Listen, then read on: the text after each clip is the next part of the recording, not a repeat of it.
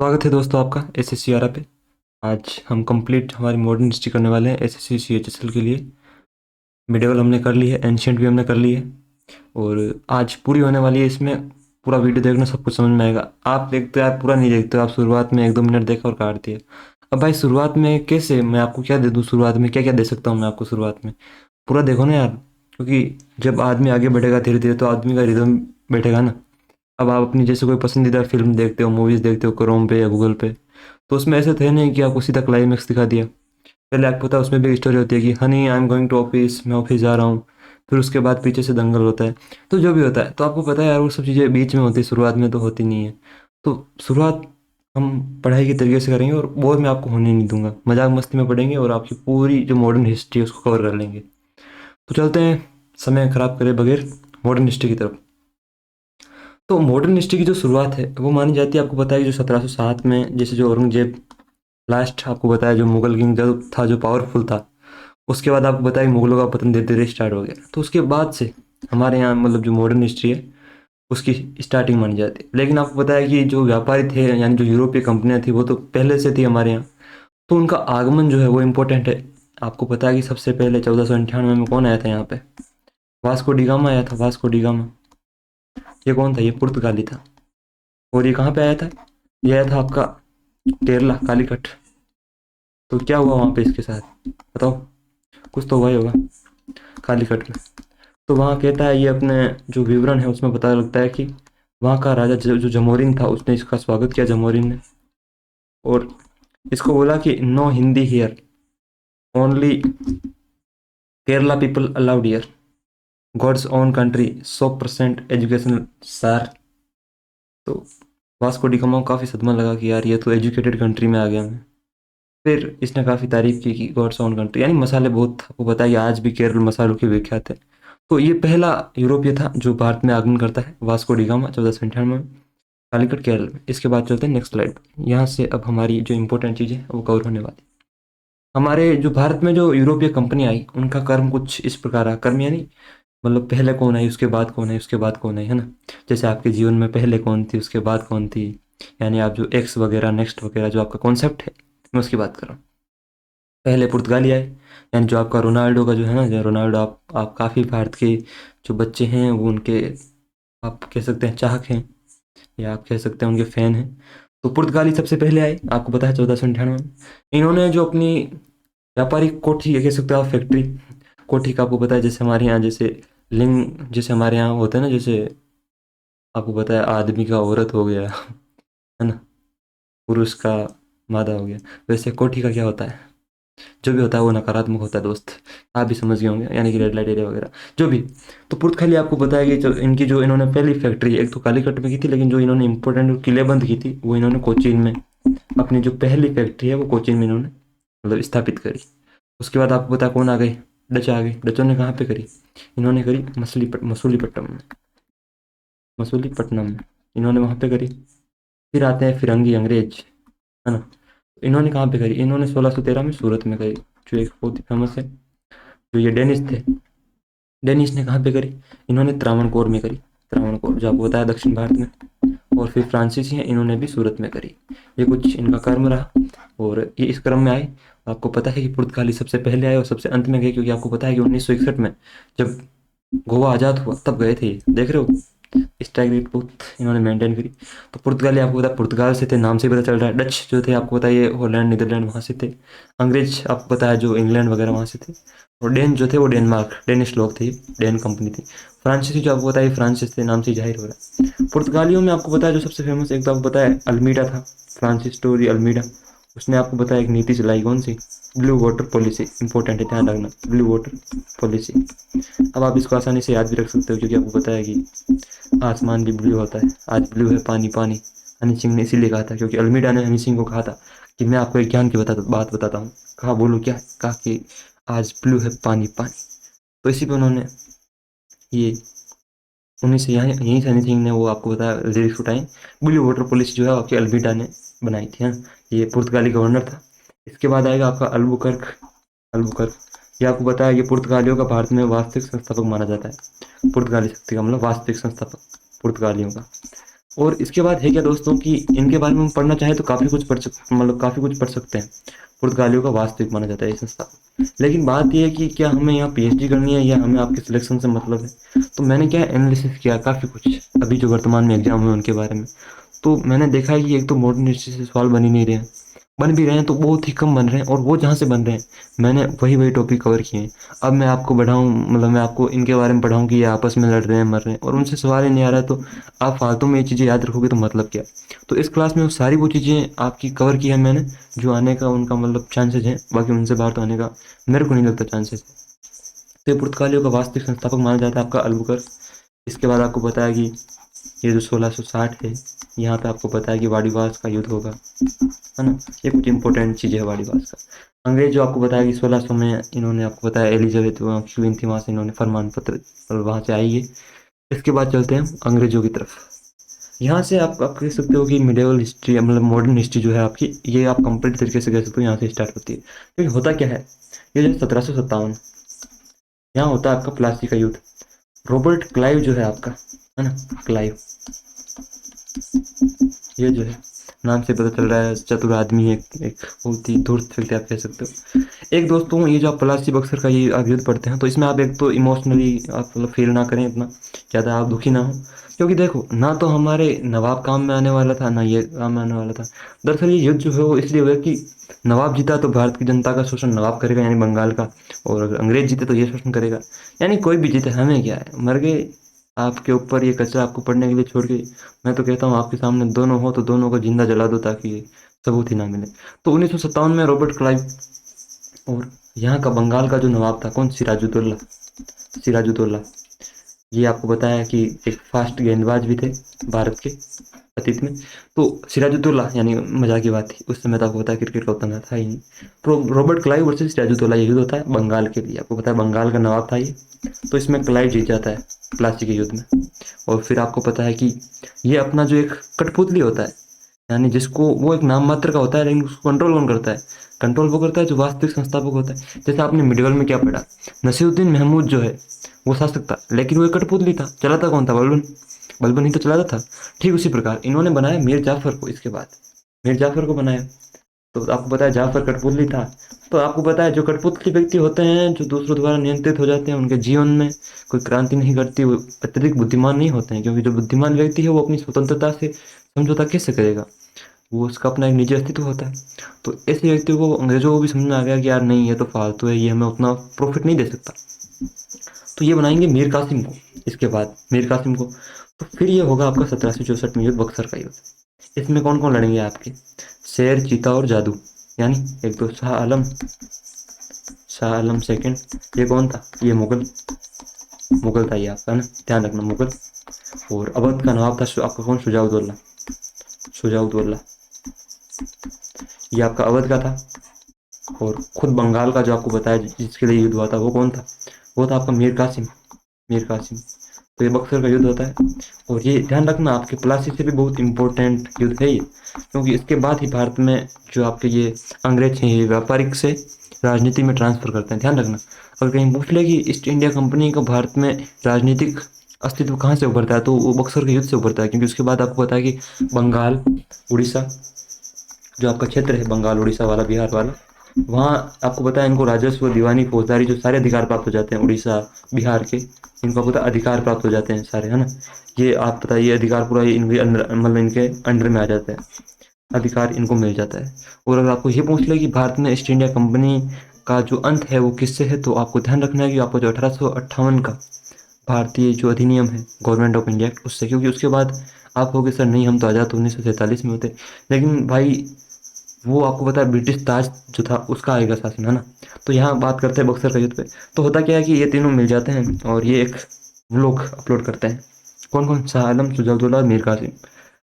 Warning देते हैं, Instagram पे स्टोरी लगाते हैं, व्लॉग वगैरह सब पूरा फुल। यह कहते हैं कि बक्सर बंगाल होटल पे तीनों भाइयों ने, शेर ने, चीता ने, जादू ने 80-80 रोटी खाई है भाई, यानी शाह आलम, शुजाउद्दौला, मीर कासिम। फिर आ जाएगा आपका हेक्टर मुनरो यानी दीपक शर्मा जो जेल रहे, वो कहेगा तुम लोगों को खा जी के कुछ। यानी कि हेक्टर मुनरो जो है आपका, ये ये जीत जाएगा, ये अंग्रेजों का कमांडर होगा इसमें। और ये युद्ध जो है ये भारत में आप कह सकते हो अंग्रेजों का मतलब जो राजनीतिकरण है वो इसी कारण होता है। ये इंपॉर्टेंट युद्ध है, इससे आपको पता है बंगाल बिहार उड़ीसा के जो दीवानी राजस्व अधिकार है वो इनको प्राप्त हो जाएंगे। राजस्व क्या होता है आपको पता है, जो टैक्स वसूल करते हैं वो, तो ये इससे प्राप्त होगा, ध्यान रखना इंपॉर्टेंट चीज़ है। आगे चलते हैं, आंग्ल मैसूर युद्ध। इसके बाद क्या होता है कि ये जो मैसूर के जो शासक हैं, कौन आपके हैदर अली हो गए, टीपू सुल्तान हो गए, इनके और अंग्रेजों के बीच संघर्ष चलता है। तो इसमें कुछ प्रमुख जो चार युद्ध आते हैं वो कौन कौन से, एक तो आपका फर्स्ट हो गया, सेकेंड हो गया, अब चार है तो फर्स्ट सेकेंड थर्ड फोर्थ तो होंगे, इसमें तो आपको क्या ही कहना, एक फोर्थ हो गया। तो फर्स्ट जो है वो आपका होगा 1767 से लेके 69 के बीच। अब 69 देखते हैं, कुछ हमारे डैंक जो बच्चे हैं जो डार्क कॉमेडी को कुछ ज़्यादा कंज्यूम करते हैं, जो ज़्यादा ही कुछ बनते हैं डार्क कॉमेडी, वो कहेंगे सर 69 आ गया, 69 आ गया। तो ये आपकी मानसिक दशा को दर्शाता है कि ऐसे शब्दों को देखते ही आपके मन में सबसे पहले क्या आता है, तो ये आपकी विकृत अवस्था को दिखाता है। वैसे सच बताऊं तो मेरे मन में वही आया था, लेकिन ये सब बातें हम यहाँ नहीं कर सकते, हम यहाँ अध्ययन के लिए आए हैं। तो होता क्या है इसमें, हैदर अली जो आपका कहाँ का, मैसूर का शासक है हैदर अली, ये इसमें जीत जाएगा दोस्त। यानी आप कह सकते हो मतलब ये निर्णायक नहीं देते थे लेकिन फिर भी इसके पक्ष में जाएगा। इसको आपको पता है अंग्रेजों को आपको पता है हर जाना देना पड़ेगा, हर जाना, फिर अंग्रेज आपको पता है भूलते नहीं है ऐसी चीज़ें। तो इसके बाद कब होगा, इसके बाद जो आपका होगा वो कभी तो होगा, अरे भाई कभी तो होगा, अरे जल्द ही होगा, 80 से 84 के बीच होगा, है ना। 84 से क्या याद आता है, 1984, उस समय क्या हुआ था, कुछ तो हुआ था सर, बहुत कुछ हुआ था दिल्ली के अंदर, छोड़िए उन बातों को। 1780 से 84 के बीच ये आपका होगा सेकंड। इसमें आपको पता है कि टीपू सुल्तान का इंपॉर्टेंट रोल होगा, लेकिन ये आप कह सकते हो निर्णायक युद्ध नहीं होते थे उस समय, मतलब कुछ पता ही नहीं चलता था आपको, था जो युद्ध 4 साल चल रहे हैं उसमें क्या है, कभी थोड़ा क्षेत्र ये जीत गए, थोड़ा क्षेत्र वो जीत गए, तो इम्पोर्टेंट थे नहीं। फिर आएगा आपका ये, अरे 1900, पता नहीं मुझे 1900 से इतना क्यों प्रेम है दोस्तों, प्रेम है, कुछ कारण है उनके, वो बाद में बताऊंगा मैं आपको। तो ये आपका जो युद्ध है ये आपका रहेगा 1790 से 92 के बीच। यहाँ जो सबसे इंपॉर्टेंट होगा श्रीरंगपट्टनम की संधि होगी, ध्यान रखना, तृतीय आंग्ल मैसूर युद्ध में रंगपट्टनम संधि। और ये जो फोर्थ है आपका, ये कब हुआ था आपका, ये 1799 में, इसमें टीपू सुल्तान मारा गया, टीपू टिप टिप बरस गया, टीपू सुल्तान के ओ, है ना, तो ये इसमें मारा जाता है। इसमें आपको पता है कि जो मद्रास मंगलोर की जो संधियाँ इन दोनों में होती है, तो ये कुछ आंग्ल मैसूर जो आपको पता है दक्षिण भारत में क्षेत्र है, वहाँ ये आपको पता है ये युद्ध किस लिए होते थे, युद्ध होते थे अपने राजनीतिक प्रभुत्व के लिए, दबदबे के लिए, कि भाई कौन कौन है ये, आप देखते हो ना आजकल की, भाई मैंने लोकेशन सेंड कर रहा हूँ वहाँ आ जा। तो आजकल ये लोकेशन सेंड ऐसे कर रहे हैं, पहले वो लोकेशन जो थी वो युद्ध का मैदान होती थी, वही थी। लेकिन अच्छा है, आजकल कुछ लोग कहेंगे कि मर्द तो उस जमाने में होते थे, आजकल तो ये हैं। लेकिन दोस्तों अगर आप मेरी बात माने तो मानवता पे अगर आप हमला करते हैं तो वो अच्छी चीज़ तो नहीं है। अब इनको क्या लगता था, ये तो आपको पता है, आप एक राजा की जिंदगी इमेजिन करके देखो, राजा का क्या है, राजा आपको पता है युद्ध कुछ करता नहीं था। अब थोड़ा बहुत जाके आ गया तो वही बात है, जब अमरीशपुरी कहता है ये सब जल्दी खत्म करो, मैं यहाँ धूप में ज़्यादा देर खड़ा नहीं रहूँगा, तो वो खड़ा क्यों रहेगा भाई, फिर आपको पता है वो घर जाएगा, फिर घर उसके बाद आपको पता है सब कुछ, है ना, जो आप चाहिए वो उसके लिए होगा। खास तौर से जो व्यक्ति का आकर्षण रहता है, आपको पता है किस चीज़ में रहता है, विपरीत लिंग के लिए रहता है, तो वो आपको पता है इनके हरम बड़े बड़े रहते थे। तो इनको क्या है, अब सैनिक बेचारा युद्ध करे इनके लिए, ये मातृभूमि के नाम पे उनको पागल बनाए। कौन सी मातृभूमि भाई, इतनी मातृभूमि है तो डेमोक्रेसी लाओ, लेकिन ये तो खुद शासन करते थे। और हम जब अंग्रेजों के बारे में, इनके संघर्ष के बारे में पढ़ते हैं तो हम इनकी साइड से सोचते हैं कि यार काश ये जीत जाते। लेकिन दोस्तों हमें अपनी जो साइकोलॉजी है उसको चेंज करने की ज़रूरत है, क्योंकि कोई जीते कोई मरे, मर गए, हमें क्या दिक्कत है, मर गए ये सब गए, वर्तमान में जीना सीखो, छोड़ो इन चीज़ों को। तो ये चले गए आंग्ल मैसूर इंपॉर्टेंट है, ध्यान रखना, क्योंकि नोक लगना इंपॉर्टेंट है। ये मर गए लेकिन ये हमारे काम में आएंगे कहाँ, एग्जाम वाले समय में, उसके बाद हमारे लिए फिर से मर जाएंगे। केवल जो 1 घंटा होता है हमारा एग्जाम टाइम, उस समय अगर ये कुछ सुनाता है तो ये हमारे लिए जिंदा है, वरना मर गई, कोई महत्व नहीं है, महत्व ही नहीं है। आगे बढ़ते हैं, आंग्ल मराठा युद्ध, ये कब कब हुए, ये 3 प्रमुख हुए, है ना, फर्स्ट सेकेंड और थर्ड। ध्यान रखना जब भी 3 होंगे तो जाहिर सी बात है यार फर्स्ट सेकेंड थर्ड होंगे। अब मैं क्या आपको समझा रहा हूँ, आपको समझ में आनी चाहिए ये बात। तो ये जो है यहाँ से लेके ये आपका 82 बोल सकते हो, आप 80 बोल सकते हो, कहीं कहीं 80 है, कहीं कहीं 82 है। इसमें आपको पता है सालबाई की संधि होगी, ध्यान रखना, सालबाई की संधि इंपॉर्टेंट है दोस्त। इसके बाद आपका कब होगा, 1803 से 1805 के बाद होगा। ये आपको जो ईयर वगैरह है उतनी आपको याद करने की जरूरत नहीं है, क्योंकि आजकल उतना ज़्यादा नहीं पूछा जाता है। इनको भी पता है यार कौन ऐसा व्यक्ति है जो इन मूर्खों को याद करे, और इतनी डेट याद भी नहीं होती है। अब कोई कोई को हो जाती है, उनके अंदर रहता है कुछ, मतलब कोई कोई चीज़ को पकड़ लेते हैं इजीली, जैसे किसी को डेट इजीली याद हो जाएगी तो कुछ और याद नहीं होगा, है ना। तो हर एक व्यक्ति की कुछ सीमाएं हैं, कुछ एडवांटेज हैं, है ना, कोई विशेषाधिकार होता है, कुछ चीज़ों में उनकी हानियाँ भी होती है। तो ऐसे ही हो, ऐसे नहीं पूछा जाता है, आजकल पैटर्न चेंज हो गया। मैं तो आपको करवा रहा हूँ कि खुदा न खास्ता अगर पूछ लिया बाई चांस भी, तो आपके लिए रिस्क ना हुआ ना, मैंने करवा दिया इसलिए। तो ये आपका दूसरा होगा। इसमें आपको पता है कि देवगांव की जो संधि है वो होगी दूसरे में। इनमें जो आप कहोगे कि सर ये तो बताओ जीता कौन, मैंने कहा ना इनमें कुछ निर्णायक था ही नहीं, क्योंकि निर्णायक जो होता है वो एंड का होता है, क्योंकि उसके बाद कहानी खत्म हो जाती है, और कहानी जब खत्म हो जाती है तो समझ लेना यही निर्णायक है, निर्णय यहीं से ले लिया गया है। तो 1775 में सालबाई की संधि होती है। इसमें शुरुआत में तो आपको पता है कि थोड़े मराठे जीत के एडवांटेज में रहते हैं, लेकिन फिर ब्रिटिशर्स कम बैक करते हैं। वो आपको पता है सिग्मा एडिट देख लेते हैं कि show them your best version, मतलब आप अपना उनको प्राइम टाइम वापस दिखा दो, तो अंग्रेज अपना प्राइम टाइम वापस लेके आते हैं।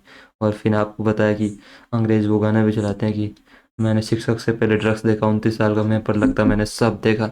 फिर आपको पता है कम बैक होता है ब्रिटिशर्स का। तो इसमें देवगांव की संधि होती है, इसमें सिंधिया वगैरह काफ़ी कुछ हार जाते हैं। इसके बाद जो निर्णायक होता है वो आपका होता है 18 से लेके 1819 में ये तृतीय होता है। इसमें जो आपका कौन, बालाजी, बाजीराव, नहीं बालाजी नहीं, बाजीराव द्वितीय, बाजीराव द्वितीय, जो आप बालाजी लिख सकते हो, क्या दिक्कत है। बाजीराव द्वितीय जो है सेकेंड, उसको आपको पता है कि उसको फिर वहाँ से पेशवाई तो यहाँ से खत्म हो जाएगी और उसको बिट्ठूर भेज देंगे, या पेंशन पे, है ना, बिट्ठूर भेज देंगे, बिट्ठूर पेंशन पे। अब आप देखोगे अगर आप क्रांति के बारे में पढ़ोगे ना, तो क्रांति में आपको कई कारण मिलेंगे कि भाई लोग युद्ध किस लिए करते थे। कुछ बता रहे हैं कि भाई इन्होंने मतलब पेशवा के साथ अन्याय किया उसके लिए, कुछ बताएंगे कि सुजाउद्दौला को वहाँ पे ट्रांसफ़र कर दिया, मतलब सुजाउद्दौला को ले गए उसके लिए। लेकिन दोस्तों व्यक्ति कितना मूर्ख होता है आप समझ सकते हो। यानी मैं क्रांतिकारी की बात नहीं कर रहा हूँ, एक आम व्यक्ति की, आपकी और मेरी बात कर रहा हूँ। क्योंकि व्यक्ति कुछ बड़ा अगर उस व्यक्ति के साथ होता है, कोई जो व्यक्ति उसके लिए कुछ उतना उपयोगी नहीं है, तो वो उसके लिए क्रांति करेगा। लेकिन कभी वो व्यक्ति ये सोच के क्रांतिकारी नहीं करेगा कि हाँ मुझे स्वतंत्रता चाहिए। ये चीज़ आप नोटिस करोगे एक दो राष्ट्रवादी क्रांति में कि भाई हाँ, मतलब खुद के लिए, आप भगत सिंह जैसे बड़े बड़े महान क्रांतिकारी थे, उनको पता था कि व्यक्ति की एक स्वतंत्रता गरिमा होनी चाहिए। तो ऐसे महान व्यक्ति तो हमारे भारत में जन्म लिए, तो सौभाग्य है हमारा। तो ये कुछ इंपॉर्टेंट आंग्ल मराठा युद्ध हुए। आंग्ल मराठा, आंग्ल मैसूर, यानी समझ लेना बेसिकली कि मराठे और आपके अंग्रेज लड़ रहे हैं, और आंग्ल मैसूर में हैदर अली, टीपू सुल्तान, और कौन लड़ रहे हैं, अरे बताओ कौन लड़ रहे हैं, गोरे फिरंगी लड़ रहे हैं ना। अब आता है आपका रेगुलेटिंग एक्ट 1773 वाला। होता क्या है कि आपको पता है 1764 में जब बक्सर का युद्ध होता है, उसके बाद आपको पता है कि इनको क्षेत्र मिल जाता है बंगाल वाला, किनको, फिरंगियों को। तो फिर यह पता अंधाधुंध भ्रष्टाचार करते हैं। पहले ये क्या करते थे, वैसे इनके बारे में जो एक्ट है ना, मैंने अपने जो हमारा ये चैनल है ना SSCR, इसमें मैंने एक 18 मिनट का वीडियो, उसमें पूरा बेहतरीन तरीके से ये मैंने एक्ट जो है एक्सप्लेन कर रखे हैं। आप चाहें अगर विस्तार में पढ़ना तो पढ़ सकते हैं बहुत ही बेहतरीन तरीके से। लेकिन मैं यहाँ भी आपको बताऊँगा इंपॉर्टेंट चीज़ इसके बारे में, ये नहीं कि मैं प्रचार कर रहा हूँ। तो ये जो रेगुलेटिंग एक्ट है, इसके लिए होता क्या है कि पहले तो जो आपको पता है वो ईस्ट इंडिया कंपनी, आपको पता है जो ब्रिटेन की जो गवर्नमेंट थी, उसका आपको पता है सालाना मतलब व्यापार करने के लिए देते थे कि भाई हाँ ये टैक्स दे रहे हैं हम आपको। लेकिन फिर आपको पता है बंगाल में एक तो अकाल पड़ेगा, एक ये भ्रष्टाचार करते थे खूब, है ना, रियल इनकम नहीं बता देते, और फिर उन्होंने मतलब टैक्स देना भी बंद कर दिया, और इतनी कंगाली आ गई कि उनसे उल्टा मांग रहे हैं कि भाई हम पे तो है ही नो। ब्रिटिशर्स इनसे बोलते थे कि भाई हाँ लाओ पैसा लाओ, ये कहते हम पे तो है ही नो। और एक बार तो इन्होंने खुद मांग लिया कि भाई कुछ हेल्प कर दे यार भाई, मैं बहुत बुरी कंडीशन में हूँ। तो फिर रेगुलेट यानी कंट्रोल, नियंत्रित करने के लिए ये एक्ट लाया गया, जिसे विनियमन अधिनियम भी बोलते हैं, ध्यान रखना।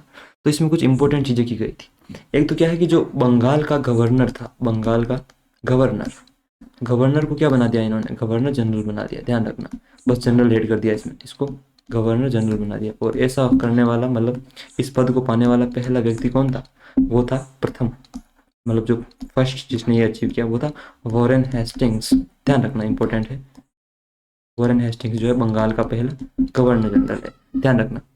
और इस एक्ट में क्या किया गया था, इसमें जो आपका जो ये गवर्नर जनरल था, इसके लिए एक 4 सदस्यीय मतलब काउंसिल जो है वो नियुक्त की गई, 4 सदस्यीय काउंसिल, सदस्य जो भी है यार, जल्दी जल्दी में से होता है, काउंसिल जो है यानी आपकी समिति नियुक्त की गई, इनके लिए 4 सदस्य। ये आपको पता है अब इसमें क्या है कि ये जो गवर्नर जनरल था ना, इसको कमज़ोर कर दिया। कैसे, अब इसको कोई भी निर्णय लेना हो तो बहुमत से, अब 5 में से 3 जो हैं वो जिस साइड होंगे, आपको जाहिर सी बात है बहुमत उस साइड होगा। लेकिन 4 को नियुक्त कौन करता था, ब्रिटेन की जो संसद थी। तो जाहिर सी बात है कि गवर्नर जनरल जो है उसकी मतलब जो पद था उसको कमज़ोर किया गया था। लेकिन आगे चल के इसमें से एक सदस्य कम कर दिया जाएगा, जो ब्रिटिश इंडिया एक्ट आएगा। आपको एक इसमें आपको पता है जो आपका कोलकाता है, वहाँ पे एक सर्वोच्च न्यायालय स्थापित किया गया, सुप्रीम कोर्ट एक एफसी, यानी आप कह सकते हो सुप्रीम कोर्ट, एक वहाँ पे बनवाया गया। 1774 में बन गया। 1713 का अधिनियम 1774 में। इसका जो पहला न्यायाधीश था, फर्स्ट जज जो था, मतलब चीफ जस्टिस, वो कौन थे? वो थे एलिजा इम्पे। ध्यान रखना, एलिजा इम्पे थे। एलिजा इम्पे फर्स्ट थे।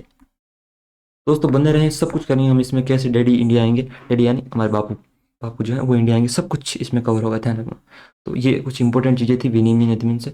और इसमें कुछ छोटी मोटी बातें थी, जैसे कि आप ये एक इसमें क्या किया गया था कि जो एक इनके लिए कोर्ट ऑफ जो डायरेक्टर जो थे, वो इनके लिए स्थापित किया गया था, जो सब कुछ इन पे मतलब नियंत्रण बोर्ड जो था वो इनके लिए सब कुछ करता था।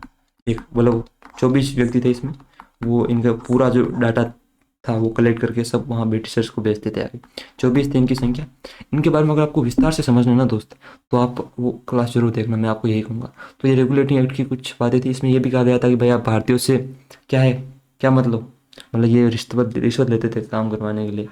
वैसे दोस्तों आप अगर इस बात को लेकर सहमति हो कि यार नवाब हार गए, हैदर अली हार गए, अंग्रेज जीत गए, तो आप एक बार अपने आप को सोच के देखें।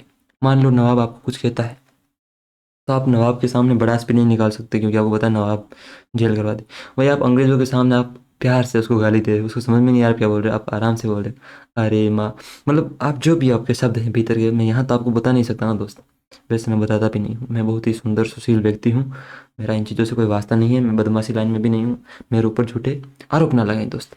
तो आप अंग्रेजों को आप कुछ भी बोल सकते थे, और प्यार से अगर आप बॉडी लैंग्वेज ऐसी रखेंगे, आप गुस्से में बोल रहे हो, तो फिर अंग्रेजी समझ जाएंगे, फिर अंग्रेज भी बोलेंगे अरे गर्म है गर्म है। लेकिन अगर आप प्यार से बोलेंगे, जैसे मैं आपको बोल रहा हूँ अभी, अरे भाई, तो जैसे आप प्यार में उसको गाली दे सकते हो, ये आपके लिए फ़ायदा था आम भारतीय के लिए। तो ये आप इस चीज़ को एक मज़े मज़े में पढ़ा करो यार, क्या टेंशन लेते हो। इसके बाद एक 1781 में आपको पता है एक अधिनियम भी पारित किया गया था, संशोधन वाला, वो तो इंपॉर्टेंट नहीं है। फिर आता है आपका पिट्स इंडिया एक्ट 1784। इसमें क्या क्या किया गया था? इसका नाम पिट्स इंडिया क्यों रखा गया? क्योंकि उस समय जो ब्रिटेन का पीएम था ना, ब्रिटेन का, वो कौन था? वो था विलियम पिट, है ना? विलियम पिट ये था वहाँ का पीएम। उसके नाम पे इसका नाम विलियम पिट, मतलब पिट्स इंडिया एक्ट रखा गया। इसमें क्या क्या किया गया? एक तो इसमें यह किया गया कि जो आपके लिए भारत की मतलब जो कंपनी थी ना, ये कंपनी, इसके व्यापारिक और राजनीतिक यानी बिजनेस के लिए अलग एक संस्था बिठाई। जैसे पहले थी ना वो कोर्ट ऑफ डायरेक्टर्स, मतलब जो कंट्रोल करते थे 24 नियंत्रक, अब इसके लिए दो अलग संस्था बना दी। एक तो व्यापारिक अलग कर दी, और एक जो है आपकी कौन सी, राजनीतिक। अब इनको नियंत्रित करने के लिए अलग अलग आ गए। कुल मिला के बात यह है कि आप ये जो भी अधिनियम पढ़ रहे हैं ना, ये ब्रिटेन की गवर्नमेंट जो कंपनी है उसको अपने अंडर में लेने के लिए, धीरे धीरे अंडर में ले लेगी उसको पूरी तरीके से, उसको अपने अंडर में लेने के लिए, और उसको मतलब धीरे धीरे जो उसको कमज़ोर करने के लिए ये एक्ट लाए गए, इनको नियंत्रित करने के लिए बेसिकली। एक इसमें जो सदस्य है वो 3 कर दिए गए, 4 से घटा के 3 सदस्य कर दिए, 4 से घटा के 3 सदस्य करे। और क्या क्या है इसमें? और इसमें ये कि आपको पता है कि एक जो इसमें ये बात कह दी कि जब तक आत्मरक्षा की बात ना हो, आत्मरक्षा के बगैर जो ये आपकी काउंसिल है, ये जो आपको मैं बता रहा हूँ, ये फैक्ट अभी एक एग्जाम की मतलब जो अभी 2025 के कुछ एसएससी के एग्जाम में पूछा गया दोस्त, बता नहीं सकता मैं। आत्मरक्षा के बगैर आप यानी एक तो गवर्नर जनरल खुद, गवर्नर जनरल, और उसकी जो काउंसिल है वह, प्लस उसकी काउंसिल यानी समिति जो है वो 3 सदस्य वाली है, ये ना तो युद्ध कर सकते हैं, ना तो युद्ध, ना संधि, किससे पूछे बगैर, ना संधि। ये जो नियुक्त किया ना इनके लिए, राजनीति के लिए, जो कोर्ट ऑफ डायरेक्टर वगैरह, जो नियंत्रक जो बोर्ड था उसकी अनुमति के बगैर, नियंत्रक बोर्ड की अनुमति के बगैर ये काम नहीं कर सकते, उनकी अनुमति आवश्यक थी, अनुमति के बगैर। तो ध्यान रखना, ये कुछ इंपॉर्टेंट चीज़ें थी जो आपकी पिट्स इंडिया एक्ट 1784 जो है इसके बारे में है। और भी कोई फैक्ट छूट जाए तो आप उसको देख लेना, आपको पूरा कवर हो जाएगा। यही है बेसिकली जो चीज़ें हैं सुधार करने के लिए। इसमें थोड़ा कार्य क्षेत्र भी मतलब निर्धारित किया गया कि भाई ये जो प्रेसिडेंसी थी उनके बीच में, जो वहाँ का जो सुप्रीम कोर्ट था उसके बारे में, ये कुछ चीज़ें हैं। चार्टर एक्ट, अब आप देखोगे एक तो 1793 में भी चार्टर एक्ट था, लेकिन वो उसमें इतनी इंपॉर्टेंट चीज़ें हैं नहीं, इसलिए मैंने उसको स्किप कर दिया। अब ये 20 वर्षों के बाद पारित होते रहेंगे, ध्यान रखना, और इनको आगे बढ़ाते रहेंगे। अब इस एक्ट की कुछ इंपॉर्टेंट चीज़ें हैं, क्या क्या? एक तो ये है कि ये जो एक्ट है, एक तो 20 वर्षों के लिए शासन तो बढ़ा ही दिया, जाहिर सी बात है 20 वर्षों के लिए शासन बढ़ाया, और क्या बात है, ये तो उतनी इंपॉर्टेंट चीज़ नहीं है, लेकिन मैं फिर भी लिख देता हूँ शासन बढ़ाया। इसमें जो इम्पोर्टेंट चीज़ वो है, एक तो ये है कि कंपनी जो है यानी ईस्ट इंडिया कंपनी, उसका व्यापारिक एकाधिकार समाप्त कर दिया, व्यापारिक एकाधिकार खलास कर दिया, समाप्त किया। लेकिन ध्यान रखना एक चीज़ है कि इसमें पूरी तरीके से समाप्त नहीं किया। अगर ये पूछ ले कि कंपनी का व्यापारिक अधिकार पूरी तरीके से समाप्त कर दिया, तो वो इसके 20 वर्ष बाद वाला जो चार्टर एक्ट आएगा ना 1833 वाला, उसमें करेगी। तो आप कहोगे सर मतलब पूरी तरीके से, और मतलब इसमें अंतर क्या है कि एक तो एकाधिकार, एक पूरी तरीके से। एकाधिकार होता है क्या है? मोनोपोली, यानी एक जो चीज़ है मतलब कुछ जो क्षेत्र है उसमें आपको आपको ही अधिकार है, केवल एक व्यक्ति को, यानी उस अकेले का ही वही उसमें व्यापार कर सकता है। तो ये इंडिया में आपको पता है अंग्रेजों के पास था ये जो एकाधिकार है। लेकिन इसमें दो चीज़ों के साथ छोड़ दिया था, एक तो आपको पता है कि चीन के साथ व्यापार, चीन के साथ व्यापार, एक तो ये इनको एकाधिकार इनका रखा गया व्यापार, और एक भारत के साथ संभवतः कुछ अधिकार एक रखा गया था, संभवतः कुछ अफीम वगैरह ऐसा कुछ था। मतलब भारत के जो चीनी संभवतः कुछ ऐसा एक भारत में एक चीज़ थी संभवतः चीन, और चीनी थे यार पता नहीं कुछ, एक ये दो अधिकार मतलब इनके पास रखे गए थे कि हाँ ये दो जो चीज़ें हैं, या ये एकाधिकार अभी भी थे, ध्यान रखना एकाधिकार ये अभी भी रखे गए थे। लेकिन जो आवाज़ में आएगा ना आपका 18 से 30 साल, उसमें ये भी हटा देंगे पूरी तरीके से। तो ध्यान रखना एग्जामिनर मतलब कंफ्यूज कर सकता है, ये आजकल जिस हिसाब से बुद्धिजीवी पेपर बना रहे हैं कुछ भी कर सकते हैं दोस्त। ये पूछ ले कि कंपनी का जो व्यापारिक एकाधिकार है वो किस एक्ट के तहत समाप्त हुआ, तो चार्टर एक्ट 1813। लेकिन ये पूछ ले कि पूरी तरीके से एकाधिकार किस एक्ट के तहत समाप्त हुआ, तो 1833 वाला। अंतर क्या है? शब्दों का अंतर है, एक तो एकाधिकार, एक पूरी तरीके से एकाधिकार है ना। शब्द कुछ भी बदल सकते हैं दोस्त, आपको पता है। अंग्रेजी में जो चीज़ आपको अच्छी लगती है हो सकता है हिंदी में वो चीज़ अच्छी ना लगे ना। अरे बस करे पिताजी, अब इसको आप एक बार इंग्लिश में ट्रांसलेट करके देखें, कुछ नकारात्मक चीज़ें निकलती है। लेकिन मैं आपको कह रहा हूँ शरारती अमेरिका, आप उसको इंग्लिश में ट्रांसलेट करोगे तो कुछ अलग अर्थ आएगा। तो ये शब्दों का खेल है सारा, ध्यान रखना। एक इसमें ये हुआ था कि ये जो 1813 वाला है, इसमें ईसाई मिशनरी जो है वो भारत आई, इसके लिए अनुमति मिली सबसे पहले ईसाई मिशनरी का जो भारत प्रवेश है वो इसी एक्ट के तहत हुआ, भारत में प्रवेश, ध्यान रखना। एक ये कि इसमें ये बात की गई कि प्रतिवर्ष इंडिया की जो एजुकेशन है, शिक्षा के लिए 1 लाख रुपए भारत में खर्च किए जाएं, 1 लाख रुपए खर्च हों भारत पे, ये इंपॉर्टेंट चीज़ है इसकी, खर्च होनी चाहिए भारत पे। तो ये आपका चार्टर एक्ट 1813 का। अब चलते हैं 1833 की तरफ। अब इसमें क्या होता है, इसमें एक तो आपको पता है कि जो कंपनी का जो मतलब व्यापारिक एकाधिकार है वो पूरी तरीके से समाप्त किया जाएगा, व्यापारिक एकाधिकार पूरी तरीके से समाप्त, पूरा समाप्त कर दिया जाएगा। एक जो सबसे इम्पोर्टेंट चीज़ है दोस्त, इसमें जो बंगाल का जो गवर्नर होगा, गवर्नर जनरल, उसको भारत का गवर्नर जनरल बना देंगे, ध्यान रखना। बंगाल का गवर्नर जनरल भारत का गवर्नर जनरल बन जाएगा, इंपॉर्टेंट चीज़ है भारत का। अब आप देखोगे सारी शक्तियाँ इसके पास आ गई, जो बॉम्बे मद्रास वाले थे उनके पास कुछ नहीं बचा, उनको मतलब खाली कर दिया। अब वो इसके पास आते, भाई मेरा ये काम कर दे, तो ये कहता पहले मेरे सामने मुर्गा बन जा। तो ऐसा कौन था जो मतलब फर्स्ट था जो भारत का मतलब गवर्नर जनरल बना, तो वो था आपका विलियम बेंटिक। ये वही है जिसने सती प्रथा पे बैन लगाया है ना, इंपॉर्टेंट है ध्यान रखना, विलियम बेंटिक। अब देखो एक प्रश्न ऐसा आएगा कि बंगाल का जो मतलब ये है, ये फर्स्ट बंगाल का अंतिम गवर्नर जनरल कौन होगा। तो आप टेक्निकली सोचे इस चीज़ को, भाई अंतिम गवर्नर जनरल वो होगा जिस जिस समय इस पद को समाप्त किया गया, और जिस समय इस पद को समाप्त किया जाता है उस समय आपको पता है कि दूसरे पद का सृजन भी होता है। तो जिस समय सृजन हुआ तो कौन बना, विलियम बेंटिक। जाहिर सी बात है अगर उसका कार्यकाल रहा होगा तो अंतिम वही होगा। तो अंतिम जो आपका गवर्नर जनरल है बंगाल का वो विलियम बेंटिक है, और भारत का प्रथम गवर्नर जनरल जो होगा वो विलियम बेंटिक होगा, ध्यान रखना। ये जो आपका अंतिम वाला है ये बंगाल का अंतिम है, और फर्स्ट जो है ये इंडिया का है, ध्यान रखना। अब आएगा आपका जो चार्टर एक्ट 1853 वाला है, इसमें क्या है सर, इसमें तो आपको बताया कि सिविल सेवा है जो उसके भारतीयों के लिए इसमें प्रावधान होंगे, सिविल सेवा भारतीयों के लिए खोली जाएगी, भारतीयों के लिए, और इसमें खुली प्रतियोगिता होगी भारतीयों के लिए, और खुली प्रतियोगिता कराएंगे, इसमें कहेंगे कि दौड़ो, खुली प्रतियोगिता, ये बात है सिविल सेवा में, खुली प्रतियोगिता। इसके बाद आपको पता है 1857 वाला अधिनियम आएगा, और फिर इसको समाप्त किया जाएगा, किसको, ब्रिटिश ईस्ट इंडिया कंपनी जो है आपकी, इसके एकाधिकार को समाप्त कर दिया जाएगा। आगे चलते हैं। अब आएंगे दोस्त प्रमुख विद्रोह, सन्यासी विद्रोह। अब ये जो हुआ था ये आपका कब हुआ था, ये हुआ था आपका 1763 है उससे लेके 1800 के बीच। अब मैंने आपको बताया ना कि भाई कंपनी जो टैक्स नहीं दे पा रही, उसका कारण क्या था, कारण ये था कि बंगाल में भीषण अकाल पड़ा, और ये बंगाल की साइड ही हुआ था, ये जो आंदोलन ना आपका बंगाल की साइड, क्योंकि अब होता है कंपनी टैक्स नहीं दे पा रही थी क्योंकि बंगाल में अकाल पड़ा, लेकिन कंपनी भारी भारी राजस्व लगा रही थी। अब ये जो भारी राजस्व है इसकी वजह से आपको पता है कि जो लोग हैं वो जो मंदिरों में अनुदान नहीं मतलब दे पा रहे थे मंदिरों में मस्जिदों में। तो जो सारे बाबा हैं फकीर हैं वो लोगों की साइड हो गए और ब्रिटिश के खिलाफ उन्होंने आंदोलन छेड़ दिया। ब्रिटिश के जो अन्नागार थे उनको लूट लिए। और एक बात भी गई जो वहाँ के उस समय के जो थे यानी जो गवर्नर थे उनको कि जो बाबा ग्रुप है मेरे भाई, जो बाबा ग्रुप है विस्पर उस पर लगा लो कदे भी फील्डिंग सेट हो सके। तो सन्यासी विद्रोह जो है जो एक तो हिंदू संत जो हिंदू सन्यासी थे आपके हिंदू सन्यासी और मुस्लिम फकीर उन्होंने किया, मुस्लिम फकीरों ने मिलके, इसलिए तो इसका नाम सन्यासी विद्रोह है, ध्यान रखना मुस्लिम फकीरों ने, इंपॉर्टेंट चीज़ है। अब आएंगे आपका कूका विद्रोह। ये जो हुआ था आपका ये शुरुआत तो इसकी मतलब 1840 के दशक में हो गई, 1840 का जो दशक आप समझ रहे हो उसमें। लेकिन ये पीक पे कब था, पीक पे था 1872 में, यानी उस समय चरम पे था ये। अब इसके जो आप पंजाब है ना जो पंजाब वहाँ पे हुआ था ये पंजाब में। अब इसके संस्थापक में अलग अलग व्यक्तियों के प्रमुख इंपॉर्टेंट नाम है, जैसे एक तो बालकनाथ हो गए, एक आपका भगत जवाहरमल हो गया, लेकिन जो प्रमुख नाम आएगा ना आपका वो आएगा बाबा राम सिंह का, ध्यान रखना राम सिंह। यहीं से फिर जो आपका जो नामधारी संप्रदाय है उसकी स्थापना वगैरह बाबा राम सिंह इनका प्रमुख नाम आएगा।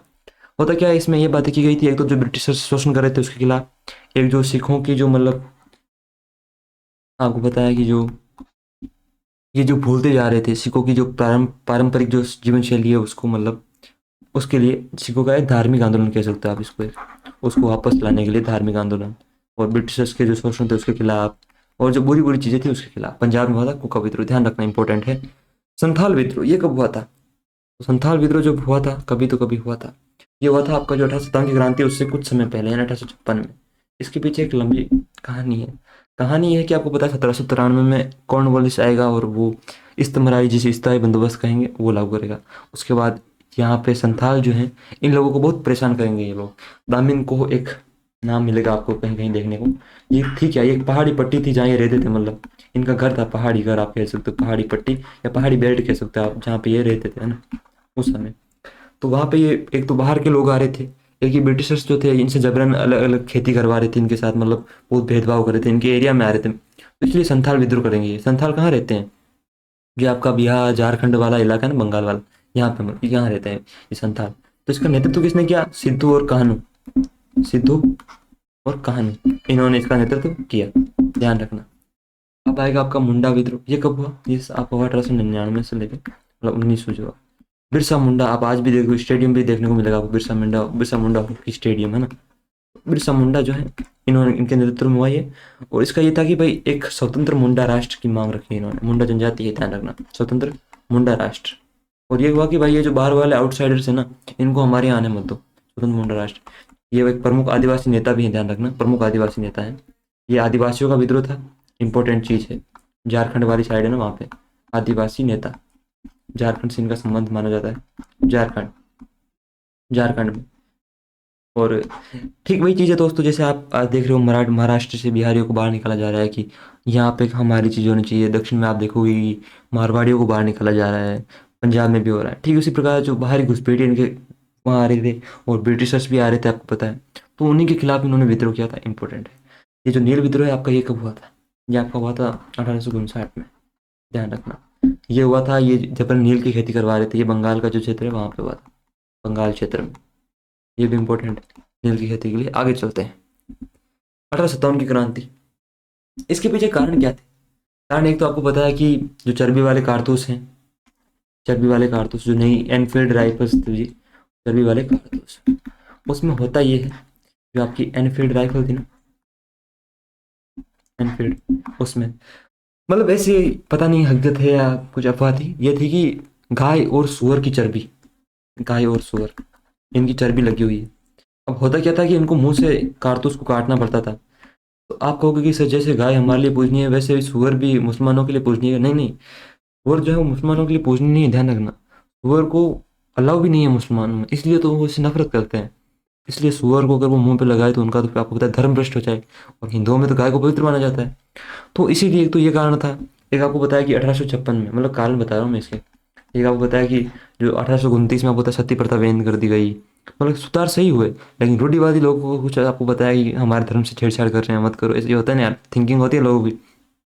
एक आपको बताया कि 1856 में जो विधवा पुनर्विवाह अधिनियम आया, तो उससे भी लोगों में काफ़ी मतलब जो सामाजिक सुधार थे, उनसे भी लोगों में रोष था सामाजिक सुधार से, सामाजिक सुधार।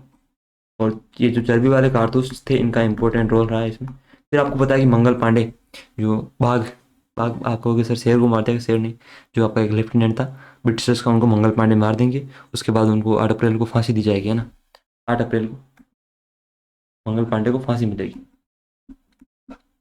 मंगल पांडे, इनको फांसी मिलेगी, ठीक है। तो इसके बाद आपको बताया ये क्रांति की योजना तो वैसे ही हो रही थी योजना, लेकिन फिर ये प्रारंभ समय से पहले हो जाएगी 10 मई 1857 को। आपको पता है कि ये जो मेरठ की छावनी है, वहाँ ब्रिटिशर्स को मार देंगे और अपने सिपाहियों को मतलब छुड़ा के अपने साथियों को ये चले जाएंगे कहाँ पे, दिल्ली। दिल्ली, वहाँ आपको पता है कि 12 मई को जो दिल्ली है, वहाँ बहादुर शाह जफर को इनका साथ देना पड़ेगा मजबूरन। बहादुर शाह जफर इनको मतलब साथ देगा। और जो इम्पोर्टेंट था वो कौन था यहाँ पे, वो था आपका जफर, नहीं बख्त खान। बहादुर शाह जफर तो आपको था नाम मात्र था, बहादुर शाह जफर या बहादुर शाह सेकंड भी आपको देखने को मिलेगा, यहाँ से नेतृत्व होगा। फिर उसके बाद बहुत फैल जाएगा ये, लेकिन ये असफल रहा, इसके कुछ कारण थे। एक तो आपको पता है कि कुछ एक योजना नहीं थी पूरी पूरी, एक आपको पता है मतलब संचार के साधन नहीं थे, तो एक कोऑर्डिनेट नहीं कर पाए बेहतर तरीके से। ये भी इम्पोर्टेंट कारण रहा कि भाई बता नहीं पाए कि भाई यहाँ पे क्या हाल है। नहीं, वरना आज की डेट में तो क्या बता दें कि भाई हाँ भाई एक गोरा यहाँ पे आ रहा है तो खत्म करो इसको। और ये बता दें कि भैया हाँ यहाँ पे ये है, यहाँ पे ये हो रहा है, मतलब लोकेशन सेंड कर देते हैं, गूगल मैप वगैरह जो हुए, जो भी होते हैं। लेकिन उस समय आपको पता है कोऑर्डिनेशन उतना बेहतर नहीं रह पाया, अलग अलग समय पे हुए, अलग अलग जगहों पे।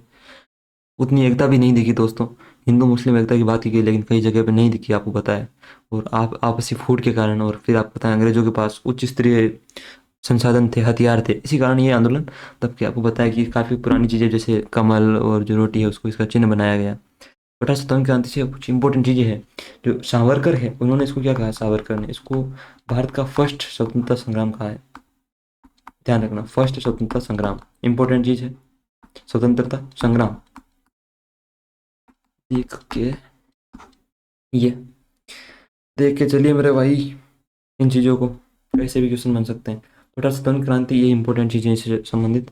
अब बात आती है कि कहाँ कहाँ किसने नेतृत्व किया, तो दिल्ली में किसने किया। दिल्ली में आपको बताया बहादुर शाह जफर तो थे, लेकिन जो इंपॉर्टेंट थे बहादुर शाह जफर की, तो आपको पता है उम्र हो गई। तो एक तो बहादुर शाह जफर का नाम तो आएगा, फिर भी बहादुर शाह जफर जो मुगल थे, अंतिम मुगल सम्राट थे, ध्यान रखना, सेकेंड या जफर लिख दो।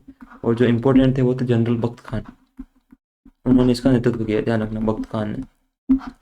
और कौन थे, और कानपुर में किसने किया। कानपुर में आप कहोगे कि सर हमें एक जीएस के टीचर हैं, वो जीएस पढ़ाते हैं, वो भी कानपुर से हैं, यानी हमें तो सर कुछ यादें चुराई। लेकिन कानपुर में और भी कुछ काफ़ी कुछ चीज़ें हैं। कानपुर में आपको बताया कि कौन, बताओ बताओ बताओ, नाना साहब, नाना साहेब, और कौन, और तात्या टोपे। ये बहुत ही खतरनाक योद्धा हुआ करते थे दोस्त, इन्होंने नेतृत्व किया।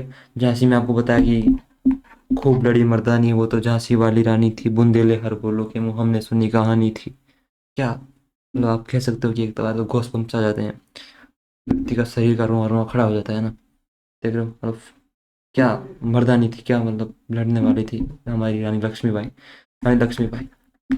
इन्होंने नेतृत्व किया झांसी में। लखनऊ में, लखनऊ में किसने किया सर। लखनऊ में तो समाजवादी पार्टी ने किया है या बीजेपी ने किया, किसने किया, बताओ बताओ। लखनऊ में बेगम हजरत महल, उन्होंने किया।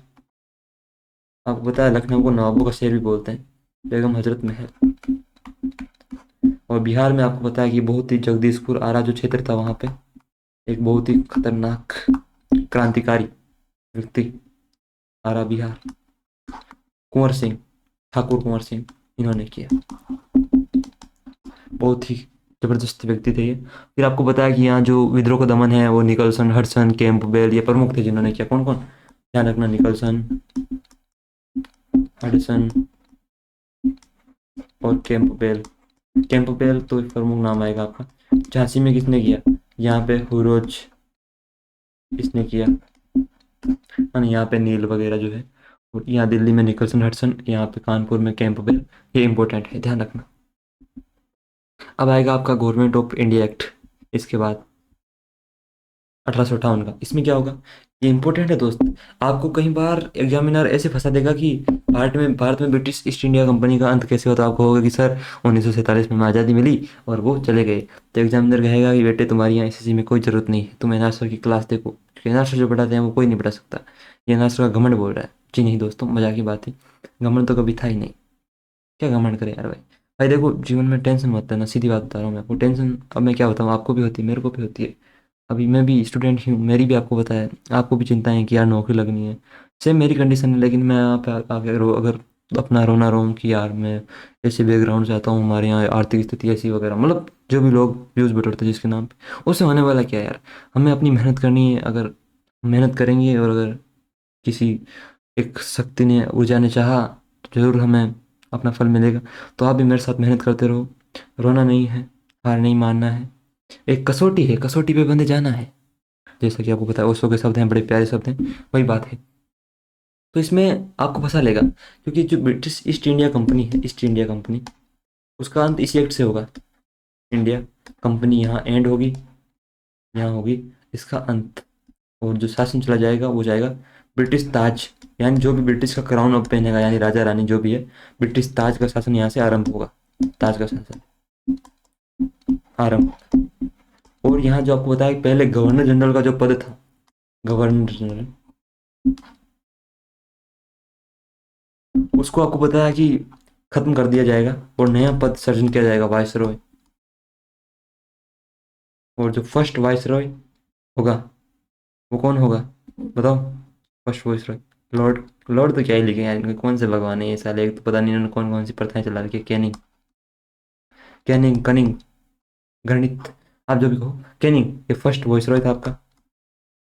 और आपको पता है 1857 की जो विद्रोह है उसमें इंपॉर्टेंट कारण आपको पता है ये भी था कि जो लॉर्ड, लॉर्ड क्या है यार इनको नाम, इनको सम्मान नहीं देना चाहिए दोस्तों।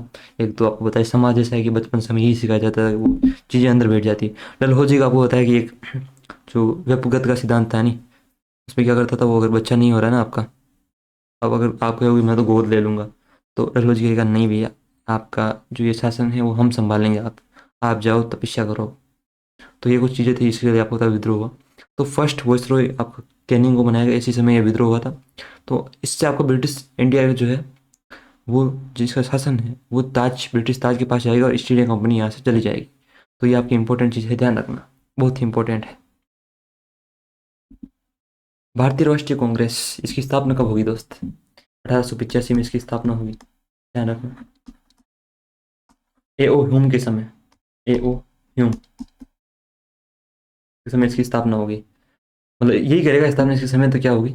डफरिन के समय होगी, डफरिन के समय, जो वॉइसरॉय होगा उसके समय होगी ये। और स्थापना, और जिसका पहला जो होगा सम्मेलन वो कहाँ होगा? वो होगा गोकुलदास तेजपाल, जो आपकी संस्कृत कॉलेज है, कहाँ पे? मुंबई में, कॉलेज में मुंबई में, वहाँ होगा। इसकी जो अध्यक्षता कौन करेगा? कौन करेगा? मेरा भाई इस कॉलेज में होगा, मुंबई में। इसकी अध्यक्षता करेंगे व्योमेश चंद्र बनर्जी, डब्ल्यू सी बनर्जी, जो कि एक हिंदू थे, ध्यान रखना। अब आप कहोगे कि सर हिंदू क्यों करो? क्योंकि इसके बाद दादा भाई नौरोजी बनेंगे जो पारसी होंगे, उसके बाद बदरुद्दीन तैयब जी बनेंगे जो मुसलमान होंगे, उसके बाद जॉर्ज यूल बनेगा जो कौन था आपका? एक अंग्रेज था। यानी कि खुश कर रहे थे कि भाई हाँ हम सभी धर्मों से संबंधित हैं, ऐसी कुछ बात थी। बेहतर सदस्यों ने इसमें भाग लिया, बेहतर सदस्यों ने, ध्यान रखना। पहला अधिवेशन था ये, फर्स्ट फर्स्ट अधिवेशन। इसके बाद 1886 में आपका सेकेंड होगा, उसकी अध्यक्षता कौन करेगा? दादा भाई नौरोजी। ये आपको पता है जो लिबरल पार्टी थी ना आपकी, उससे ये ब्रिटिश का जो हाउस ऑफ कॉमन्स था उसके लिए चुने जाने वाले प्रथम भारतीय भी थे। इन्हें क्या बोलते हैं? Grand old man of India, man of India. उन्होंने आपको पता है ड्रेन थ्योरी भी दी थी, मैन ऑफ इंडिया, यानी धन प्रवाह का जो सिद्धांत है, man of India, drain theory, धन प्रवाह सिद्धांत कह सकते हैं आप। दोस्तों आप चिंता ना लें, आपको पता है कि जैसे हमारे आजकल थोड़ा एसएससी में पैटर्न बदला है, कैसे कि जो जो ये कलाएँ हैं, जो गांधार कला, मथुरा कला, ये स्थापत्य शैलियाँ हैं, यानी कला और संस्कृति से बहुत ज़्यादा प्रश्न बन रहे हैं। मैं आपके लिए एग्ज़ाम से पहले, यानी हो सकता है 8-9 नवंबर के करीब आपके पास एक क्लास आएगी जो टॉप 500 जीएस की क्वेश्चन है दोस्त, वो क्लास ज़रूर ज़रूर देखें। उसमें मैं जो न्यू पैटर्न है आपका उसका पूरा एनालिसिस करके बेहतरीन 500 क्वेश्चन बनाऊंगा, और आशा है अगर आप देखेंगे तो जरूर आपको फ़ायदा मिलेगा, आपकी शिफ्ट में वहाँ से क्वेश्चन बनेंगे। तो दादा भाई नौरोजी को grand old man of India कहा जाता है, इन्होंने इसकी अध्यक्षता करी। इसके बाद 1887 का समय आएगा, और इस समय आपको बताया कि कौन, बदरुद्दीन तैयब जी, ये बनेंगे आपके तैयब जी। तैयब जी से क्या आ जाता है, तैयब टेलर है ना तारक मेहता में, उसके घर वो भूतनी रहती है। फिर दया कहती है कि मैं कुछ समय के लिए अपनी माँ के यहाँ क्या चली गई, तूने यहाँ पे कब्जा कर लिया, है ना। वो कहती है ना उसको, तो वो तैयब के फ्लैट में ही तो रहती है, तैयब मुझे तैयब टेलर का ऐसा था ना, वहीं तो रहती है वो। तो ये कौन थे, ये फर्स्ट मुसलमान अध्यक्ष। एक दिन को ये भी पूछना है कि पहला मुसलमान कौन था, पहला पारसी कौन था। अब स्टूडेंट करे तो करे क्या, नीचे जाके चेक करेगा भाई हिंदू है या मुसलमान है, क्योंकि चेक तो वहीं से होता है भाई। मजाक की बात है, ऐसी बातें नहीं करनी चाहिए, लेकिन एसएससी को भी शर्मानी चाहिए। क्या क्या पूछे जा रहे हैं। 1888 में कौन, जॉर्ज यूल, अंग्रेज, प्रथम अंग्रेज ये बनता है ना। तो इसके बारे में कहते हैं कि जब ये अध्यक्षता कर रहा था तो इसके लिए चाय मंगवाई जाती है। कहते हैं कि ये क्या है, तो कहते हैं टी है, इसको ट्राई करके देखो, तो ये ट्राई करेंगे, फिर ये कहेगा अरे गर्म ही, है ना। वो जो डोली है ना चाय वाला, बिल गेट्स आता है ना उसके पास, उस समय की बात है। तो 1888 में जॉर्ज जूल इसकी अध्यक्षता करेगा, ये प्रथम अंग्रेज होगा। फिर आपको पता है कि भारतीय राष्ट्रीय कांग्रेस जो है इसका, आगे पता है बहुत ही आगे अलग अलग सत्र होंगे, विभाजन होगा, वापस एकजुट होंगे, काफ़ी इंपॉर्टेंट का रोल रहेगा। तो आगे इनके बारे में देखते हैं। फिर आपको पता है कांग्रेस के जो इंपॉर्टेंट सेशन है, जैसे 1896 में आपको पता है जनगण मन रविंद्रनाथ टैगोर द्वारा लिखा जाता है। उसके बाद आता है 1905, इसमें क्या करता है वेलेजली जो है, वेलेजली वो बंगाल का विभाजन कर देगा। पहले आपका बंगाल पूरा वो करता था, आज का जो बांग्लादेश है ना, अगर आप मैप को देखोगे ना ऐसे, अब एनआर सर अपनी प्रतिभा बिखेरते हुए, तो क्या ही बताऊं यार। मतलब ये जो है ना आपका, ये पूरा बंगाल हुआ करता था इसमें, ये आप पूरा बंगाल समझिए इसको। तो यहाँ का जो ये बंगाल है ना, इसको दो भागों में बांट दिया इन्होंने, पहले संयुक्त बंगाल हुआ करता था। एक आपको पता है जो आज आप बोलते हो ना पश्चिम बंगाल, उसका कारण क्या है, क्योंकि आप कहोगे सर बंगाल तो यहाँ पे है, मतलब पूर्वी दिशा में, फिर हमको पश्चिम बंगाल क्यों बोलते हैं, क्योंकि ये बांग्लादेश जो है ना ये आपको पूर्वी बंगाल है, और आज का जो हमारे पास जो मतलब बंगाल का क्षेत्र है वो पश्चिम बंगाल है, क्योंकि आप देखोगे राजस्थान जो पश्चिम साइड है, तो आप कहोगे कि सर हम पश्चिम बंगाल क्यों कहते हैं, क्योंकि ये तो पूर्व में है। तो ये इस कारण कहते हैं कि आज का बांग्लादेश है ना ये पहले पूर्वी बंगाल था, जिस समय इसने बांटा था वो ये वाला पश्चिम में था, इसी कारण ये पश्चिम में हमारा माना जाता है। तो वेलेजली जो है इसने इसको बांटा, ये अपने आप को मतलब बंगाल का शेर भी कहता था कि मैं I am the tiger of Bengal. तो मैंने भी इसको बोल दिया हम्बा हम्बा डम्बा डम्बा रम्बा रम्बा, बोल दिया ना दोस्त, बड़ी गहरी बात है, इसको समझ में नहीं आई। बंगाल का शेर, द टाइगर, मैंने कहा सर फिर भी है तो जानवर ही ना। देख रहे हो कॉमेडी देख रहे हो एनआर सर की, मतलब क्या ही तो प्रतिभा है एनआर सर में। क्या बोले यार, खुद के फिर वही हो जाते हैं कि अपने मम्मियाँ मिट्ठू बनना, उसको मॉडर्न में बोले तो अपना खुद का ही, हाँ जो भी चीज़ें। बंगाल का शेर, बंगाल के शेर को पकड़ो और जेल के अंदर डाल दो। मैंने कहा ए सफेद कपड़ा, ए वेलजली, ए इस सज्जन को क्या तकलीफ है भाई। तो मैंने वेलजली को कहा मेरे बंगाल को गाली दी। मतलब फिर आपको बताया कि यहाँ स्वदेशी आंदोलन की मांग की जाएगी, कहेंगे कि देसी पियो देश की और विदेश की, समझ गए होंगे आप मेरे अंदर की भावना, है ना। स्वदेशी आंदोलन यहाँ चलाया गया कि मेरा देश बदल रहा है, रील्स देख रहा है। तो दोस्त स्वदेशी आंदोलन, यहाँ इसकी बात की गई कि स्वदेशी आंदोलन यानी कि अपने देश की चीज़ें अपनाओ, खादी पहनो, इन ब्रिटिशर्स को कह दो ये चले जा, हम तेरे साथ कुछ भी ऐसे नहीं करेंगे, मतलब करना कुछ क्या ही है, ब्रिटिशर्स के साथ क्या ही करेंगे यार। हैं? बताओ मेरे को आप क्या करना चाहते हो आप ब्रिटिशर्स के साथ, बता दो अपने मन की फीलिंग्स। आप कहोगे सर इंग्लिश सीखना चाहते हैं, लेकिन मैं तो कुछ और ही सोच रहा था। मैं सोच रहा था कि आप उनके साथ कुछ ब्रिटिश स्थापत्य कला के बारे में बात करोगे, लेकिन अगर आप वो सोच रहे हैं कि आप वो करना चाहते हैं, अब वो क्या है वो आपकी मनोदशा बताएगी। स्वदेशी आंदोलन जो है वो यहाँ पाया जाता है कि भाई अपनी देश की चीज़ें अपनाओ। और फिर जो बंगाल का विभाजन है उसके लिए आपको बताया शोक दिवस भी मनाया जाता है। अक्टूबर 16 अक्टूबर की बात होती है, इसमें बोलते हैं शोक दिवस मनाया जाएगा बंगाल विभाजन। फिर इसको रद्द कब किया जाएगा, इसको रद्द करेंगे भाई जब, कब, जब दिल्ली दरबार लगा जाएगा ना उस समय की बात है। तो शोक दिवस मनाया जाएगा स्वदेशी आंदोलन के समय, और कहेंगे कि भाई देसी अपनाओ और विदेशियों का बहिष्कार करो। देसी पियो देश की मैया, मैया यशोदा, है ना। कितना अच्छा गाना है दोस्तों। तो इसमें कहेंगे कि देश की चीज़ें अपनाओ और विदेश की चीज़ों का बॉयकॉट करो, देसी वस्तुएं अपनाओ, विदेशी बॉयकॉट करो, बॉयकॉट कैंसिल, हट बे। भारतीय राष्ट्रीय कांग्रेस का 1907 में सूरत विभाजन किस हुआ, लेकिन दोस्तों कारण क्या था? कारण यह था कि एक व्यक्ति था जो अत्यंत प्रतिभाशाली था, उस व्यक्ति का नाम था एनआर।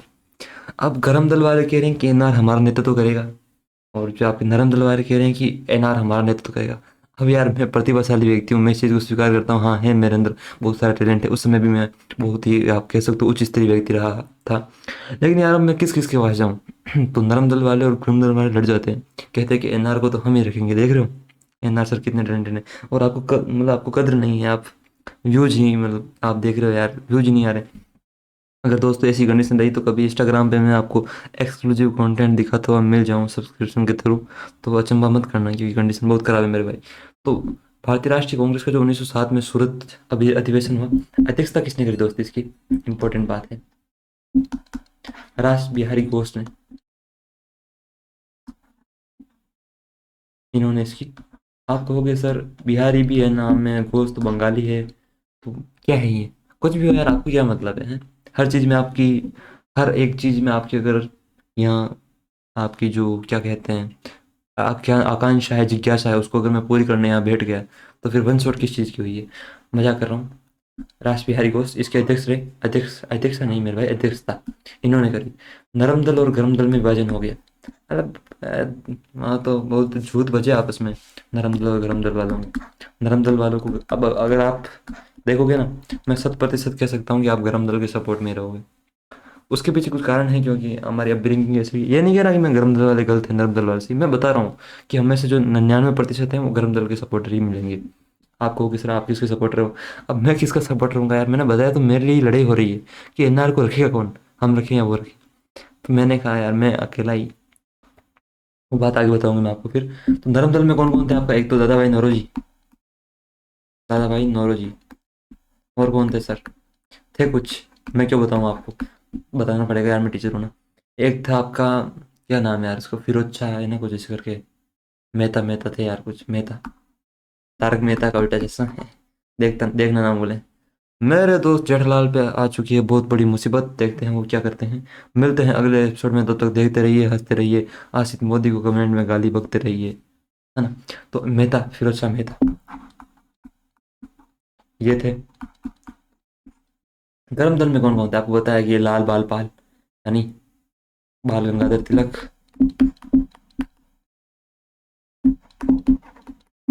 पाल से कौन हुए आपके? विपिन चंद्र पाल,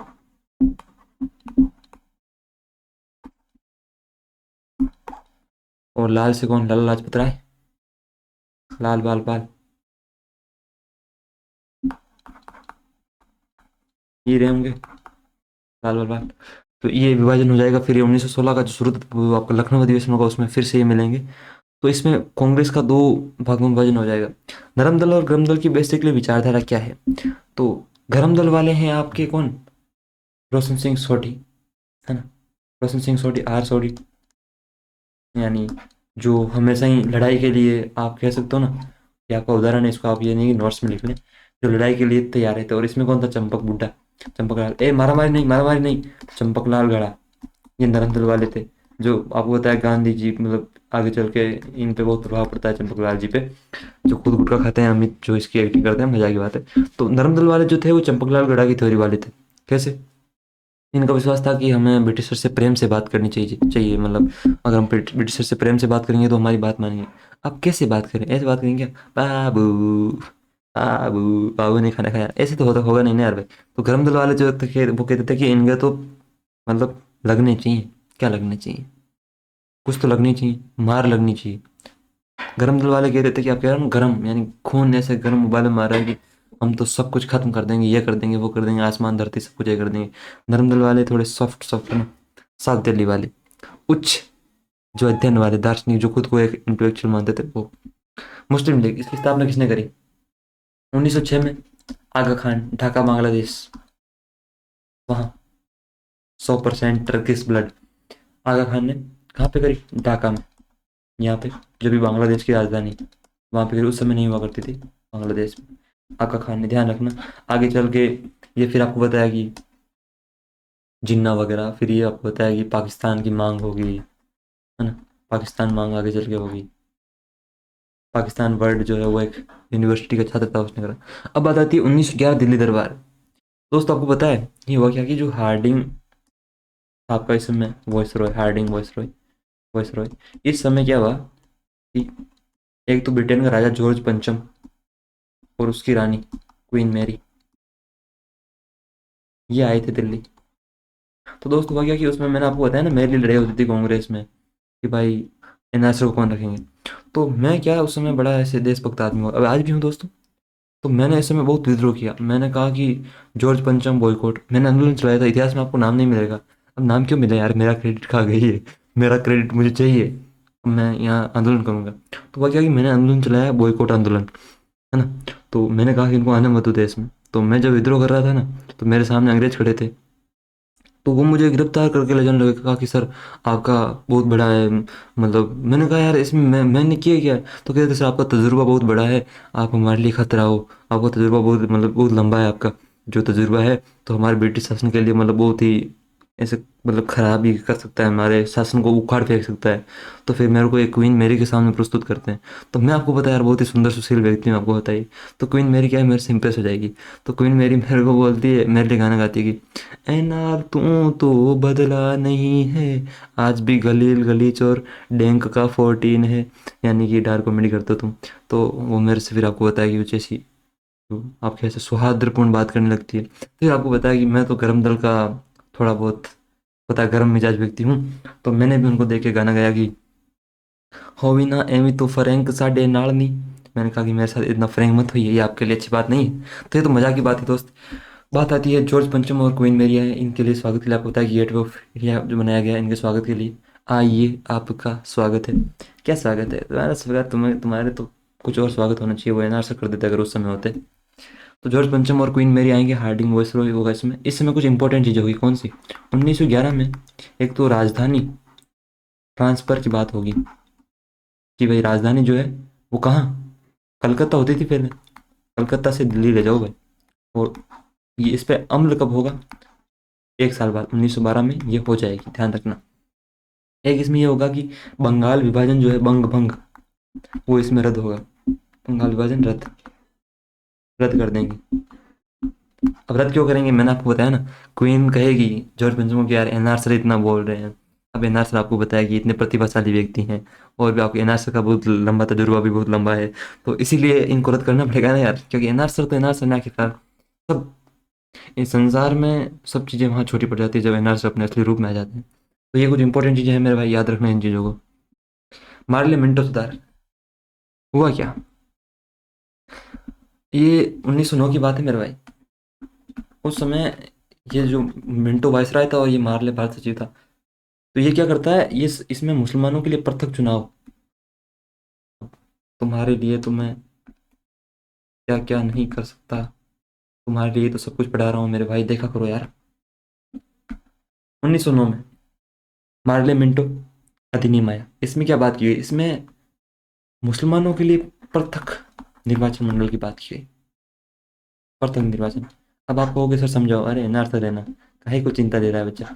पृथक निर्वाचन यानी हुआ क्या, आज आप नहीं देखते हो कि जैसे मान लो कि कुछ जैसे सीट आरक्षण, तो इसमें हुआ ये कि मुसलमानों की जहाँ आबादी होगी ना, वहाँ पे इनके लिए एक तो सीट आरक्षित की जाएगी कि यहाँ से मुसलमान ही खड़ा होगा, और उसके लिए जो वोटिंग होगी वो भी मुसलमान करेंगे। यानी पृथक निर्वाचन, यानी कि उनका पूरा अलग।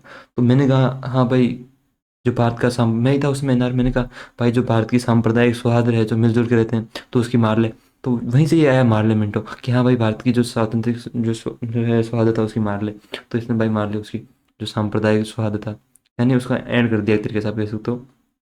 या वो होती है एक नकारात्मक चीज़ थी, आपको लग रहा होगा कि यार हाँ क्या ही तो होता है, वैसे भी क्या ही तो होता है यार, चले गए हैं, क्या फर्क पड़ता है, आज की डेट में इसका है क्या।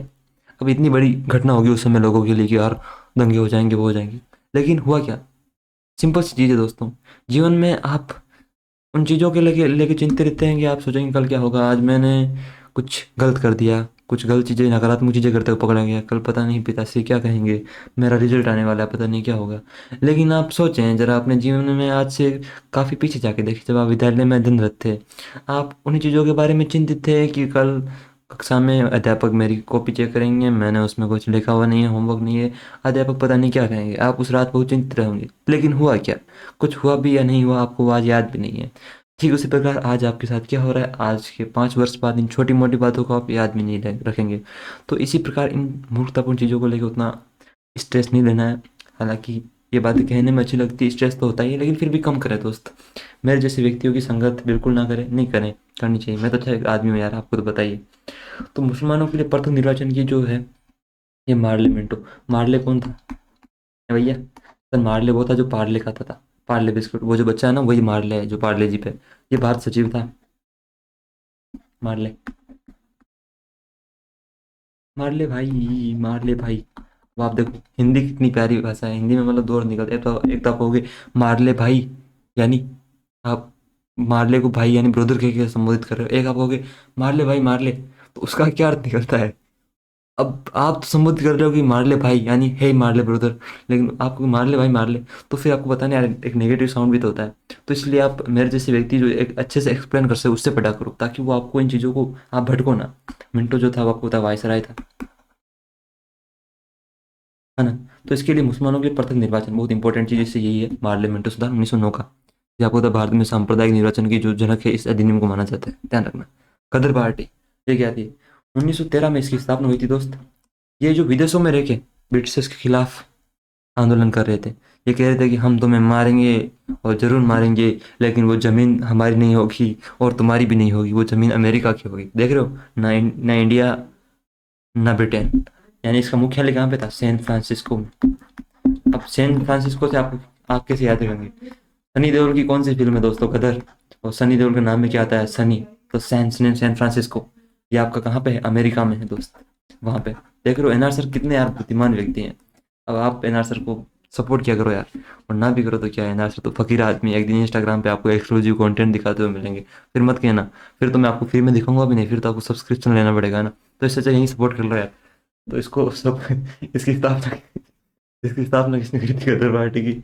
इसकी स्थापना जो करी थी, एक तो आपका लाला हरदयाल, और किसने करी थी? सोहन सिंह भाकना। ये दो इंपॉर्टेंट नाम आएंगे आपको। एनआर सर से मोटिवेट हो गए, इन्होंने कहा कि बिल्कुल, इन्होंने इसकी स्थापना करी सैन फ्रांसिस्को में। ध्यान रखना गदर पार्टी ये विदेश में रहकर ब्रिटिशर्स के खिलाफ क्रांति की जो ज्वाला है उसकी, क्रांति को जो जारी रखे हुए थे, क्रांति को जारी इन्होंने रखा, जारी रखा। आगे चलते हैं। गदर पार्टी गदर मचा देंगे मेरे भाई। होम रूल लिख। अब आप नाम से समझो ना, होम रूल यानी घर का राज, है ना? है कि नहीं घर का राज? तो इसका उद्देश्य यही था। ये आयरलैंड से प्रभावित हुई थी चीजें। होम रूल का जो था, क्या था? होम रूल क्या होता है? घर का राज। यानी कि इसमें मांग की गई थी कि भैया हम राज करें, भारतीय राज करेंगे। तो फिर आप कहोगे सर स्वतंत्रता में और इसमें अंतर क्या? यही तो अंतर है। ये एक तरीके से जो डोमिनियन स्टेट है ना, उसकी बात कर रहे हैं। यानी कि भीतर का तो हम देखेंगे, चाहे बाहर का आप देख लो। यानी कि क्या हुआ? हुआ ये कि एक घर है। अब एक घर में ये कह रहे हैं कि बाहर के मामले आप देखो, यानी बाहर किससे क्या संबंध रखने, लेकिन भीतर हम करेंगे। यानी विदेश मामले जो हैं आपके, संचार वगैरह जो है, विदेश नीति, ये ब्रिटिशर्स आप रखें, लेकिन भीतर जो है वो हम करेंगे। जो हमारा क्या करेंगे? अरे कुछ तो करेंगे। घर के अंदर क्या करते हैं लोग? कुछ तो करते हैं। क्या करते हैं? कामकाज करते हैं, वरना घर कैसे चलता है? आप नकारात्मक मत सोचो यार भाई। तो घर का राज यानी कि अंदर की जो प्रशासनिक व्यवस्था है वो हम भारतीय करेंगे। होम रूल का अर्थ यही है। इसमें आपको पता है कि इसकी स्थापना 1916 में हुई, दो जगह हुई। एक तो आपको पता है किसने करी, एक तो तिलक ने करी। तिलक ने कहाँ पे करी? तिलक ने करी पूना में, पूना, पूना में। और एक आपको पता है एनी बेसेंट, इन्होंने करी। या आपको पता है जो थियोसॉफिकल सोसाइटी थी उससे संबंधित थी, एनी बेसेंट ने। इन्होंने कहाँ पे करी? इन्होंने अडियार जो है, कहाँ पे? मद्रास में, वहाँ पर अडियार मद्रास में इन्होंने करी, मदियार। अरे यार मैं अडियार से मदियार कर रहा हूँ, देख रहे हो एनआर सर भावनाओं में कितना भेज जाते हैं। अब इसको पढ़ो एक बार, मद्रियास कैसा लग रहा है? मद्रियास। तो ये थोड़ा नेगेटिव साइंड हो रहा है ना यार, तो इसको हटा देते हैं ना। एनआर सर तो वैसे भी वापस लिख देंगे। तो ये मद्रास हो गया आपका। यहाँ पे एनी बेसेंट ने अडियार मद्रास में इसकी स्थापना करी। यानी घर का राज, होम रूल, यानी हमारा खुद का शासन। मैंने कहा था इनसे, इन्होंने कहा कि एनआर सर अब हमें कैसे भी करके होम रूल लाना है। तो मैंने कहा टेंशन मतलब सबका बदला लेगा रहा तेरा एनआर। जो भी इन्होंने किया ना ही नहीं। फिर आपको पता है मेरी क्वीन मेरी से कुछ संपर्क थे, तो फिर आपको किस तरह आपका भारतीय इतिहास में नाम क्यों नहीं मिलता है। तो फिर क्वीन मेरी ने आपको पता है ज़बरदस्ती कुछ व्यक्ति को बुलाया और मेरे को ब्रिटेन बुला लिया। फिर हम कुछ, ये पहले जीवन की बात है दोस्त, पिछले जीवन की, फिर हम वहाँ चले गए। फिर हमने कुछ निजी जीवन की बातें हैं जो मैं आपको यहाँ नहीं बताऊँगा। जब हमारा मीटअप होगा अगर हम चल गए तो वहाँ मैं आपको ज़रूर बताऊँगा। तो फिर इन्होंने कहा कि एनआर साहब जाओ, हम संभालते हैं मोर्चा। तो ये हुआ क्या कि हमारा राज्य एक तरह से आप कह सकते हो स्वराज्य, यानी खुद का शासन, इसकी ये बात है, खुद का शासन। ये जो एनी बेसेंट है ना आपकी, ये थियोसॉफिकल सोसाइटी से संबंधित थी, थियोसॉफिकल से, थियोसॉफिकल। इससे आपको पता है ये भारत की जो राष्ट्रीय कांग्रेस है यानी आईएनसी, इंडियन नेशनल कांग्रेस, उसकी फर्स्ट वुमेन, वुमेन वुमेन क्या होता है, महिला, महिला अध्यक्ष या अध्यक्षा बनी। और कब बनी थी दोस्ती, ये बनी थी 1917 में। और जो आपको पूछ लगी भारत की पहली महिला, भारतीय महिला अध्यक्षा, तो वो कौन थी, वो थी आपकी सरोजनी नायडू, यानी भारतीय कोकिला, ध्यान रखना। ये इंपॉर्टेंट चीज़ें होम रूल से संबंधित, आगे चलते हैं। लखनऊ कांग्रेस अधिवेशन 1916, हुआ क्या, हुआ ये कि जब 1916 में ये लखनऊ में हुआ था दोस्त, इंपॉर्टेंट क्वेश्चन है। आपको भी देख के समझ नहीं आ रहा है कि लखनऊ कांग्रेस अधिवेशन 1916 हुआ था, तो ये लखनऊ में हुआ था। देखो कितनी गहरी बात है, आप ये नहीं सोच पा रहे, लेकिन एनआर सर को याद आ गया कि लखनऊ में हुआ, क्योंकि यहाँ लिखा हुआ है लेकिन आप देख नहीं पा रहे हैं। क्योंकि देखने के लिए ज्ञानी की आंखें चाहिए, और ज्ञानी की आंखें केवल एनआर सर के पास है। तो लखनऊ कांग्रेस अधिवेशन जो है आपका 1916 वाला, ये लखनऊ में हुआ था। सबसे इंपॉर्टेंट चीज़ तो यही है जो लिखी हुई है। इसकी अध्यक्षता किसने करी थी, हालांकि निवेदन तो मेरे से किया गया था कि एनआर सर आप अध्यक्षता करो, ताकि ये गरम दल नरम दल वाले और मुस्लिम लीग जो है ये सारे एक हो जाएं। लेकिन मैंने बताया ना आपको कि क्वीन मेरी ने मेरे को ब्रिटेन बुला लिया। तो अंबिका चरण मजुमदार थे, मैंने उनको कहा कि सर आप मोर्चा संभालो यार, एनआर सर संभाले या एसी संभाले, कोई बात तो एक ही है ना, क्योंकि दोनों ही आपको बताया पड़ेगी। तो एसी यानी अंबिका चरण, अंबिका चरण मजूमदार, इन्होंने मोर्चा संभाला यानी अध्यक्षता करी। और इसमें इंपॉर्टेंट चीज़ ये है कि गरम दल और नरम दल ये एक हो गए। और फिर क्या हुआ, फिर क्या होता है, गरम दल नरम दल, फिर गरम मसाला बनता है, यानी फिर होती है आपको बताने से क्या होती है, एकता होती है।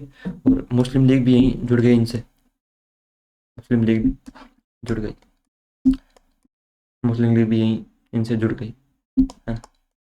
जुड़ गई भैया, सब कुछ जुड़ गई दुनिया में। तो मुस्लिम लीग भी जुड़ गई। और अंबिका चरण मजूमदार आपको पता है इसमें अध्यक्षता करते हैं, लखनऊ में होता है गरम दल नरम दल, ये इंपॉर्टेंट चीज़ है, ध्यान रखना। यानी अगर आपसे पूछ ले कि विभाजन कब हुआ, तो 1907 में हुआ। कहाँ पे, सूरत अधिवेशन में। उस समय अध्यक्षता किसने करी थी, तो रास बिहारी घोष ने करी थी, है ना? और लखनऊ में किसने करी थी, तो अंबिका चरण मजूमदार ने करी थी अध्यक्षता। और इसमें क्या हुआ था 1916 में, कि जो विभाजन हुआ था गरम दल और नरम दल का, वो वापस लगभग 10 वर्ष, यानी लगभग ऐसे 9 थे लेकिन लगभग 10 मान लो आप, वापस ये आए एक मंच पे, इन्होंने बातचीत करी। और मुस्लिम लीग भी इनसे आके जुड़ गई कि भैया भैया हम भी ऐड होंगे, हम भी जो हमारे इंडियन जो आपका चल रहा है ना आंदोलन, उसमें सम्मिलित होंगे। 1919 का अधिनियम, इसका क्या अधिनियम था, जैसे वो मार्ले वाला था ना, मार्ले पार्ले, तो ये 19 अधिनियम चला था, इसका नाम था मॉन्टेग्यू चेम्सफोर्ड, चेम्सफोर्ड अधिनियम, है ना, अधिनियम। आप कहोगे सर इसमें क्या था, इसमें कुछ तो था, क्या था, तो राज की बात थी। अब ये, इसमें एक तो इम्पोर्टेंट ये था कि प्रांतों में द्वैध शासन, प्रांतों में द्वैध शासन की नींव रखी गई है, जिसको आगे जाके जो आपका 1935 वाला है वो समाप्त कर देगा, द्वैध शासन की नींव रखी। सबसे इम्पोर्टेंट यही है, द्वैध शासन नींव, नींव रखी प्रांतों में। नींव क्या रखी, द्वैध शासन मतलब प्रारंभ भी कर दिया ना ऐसे नींव, लेकिन प्रारंभ नींव के बिना हो ही नहीं सकता ना दोस्तों।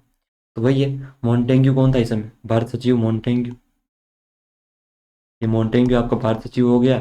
और जेम्स फोर्ड क्या हो गया आपका, ये आपका वायसरॉय हो गया, सचिव। और जेम्स फोर्ड आपका वायसरॉय, ये बात है दोस्त।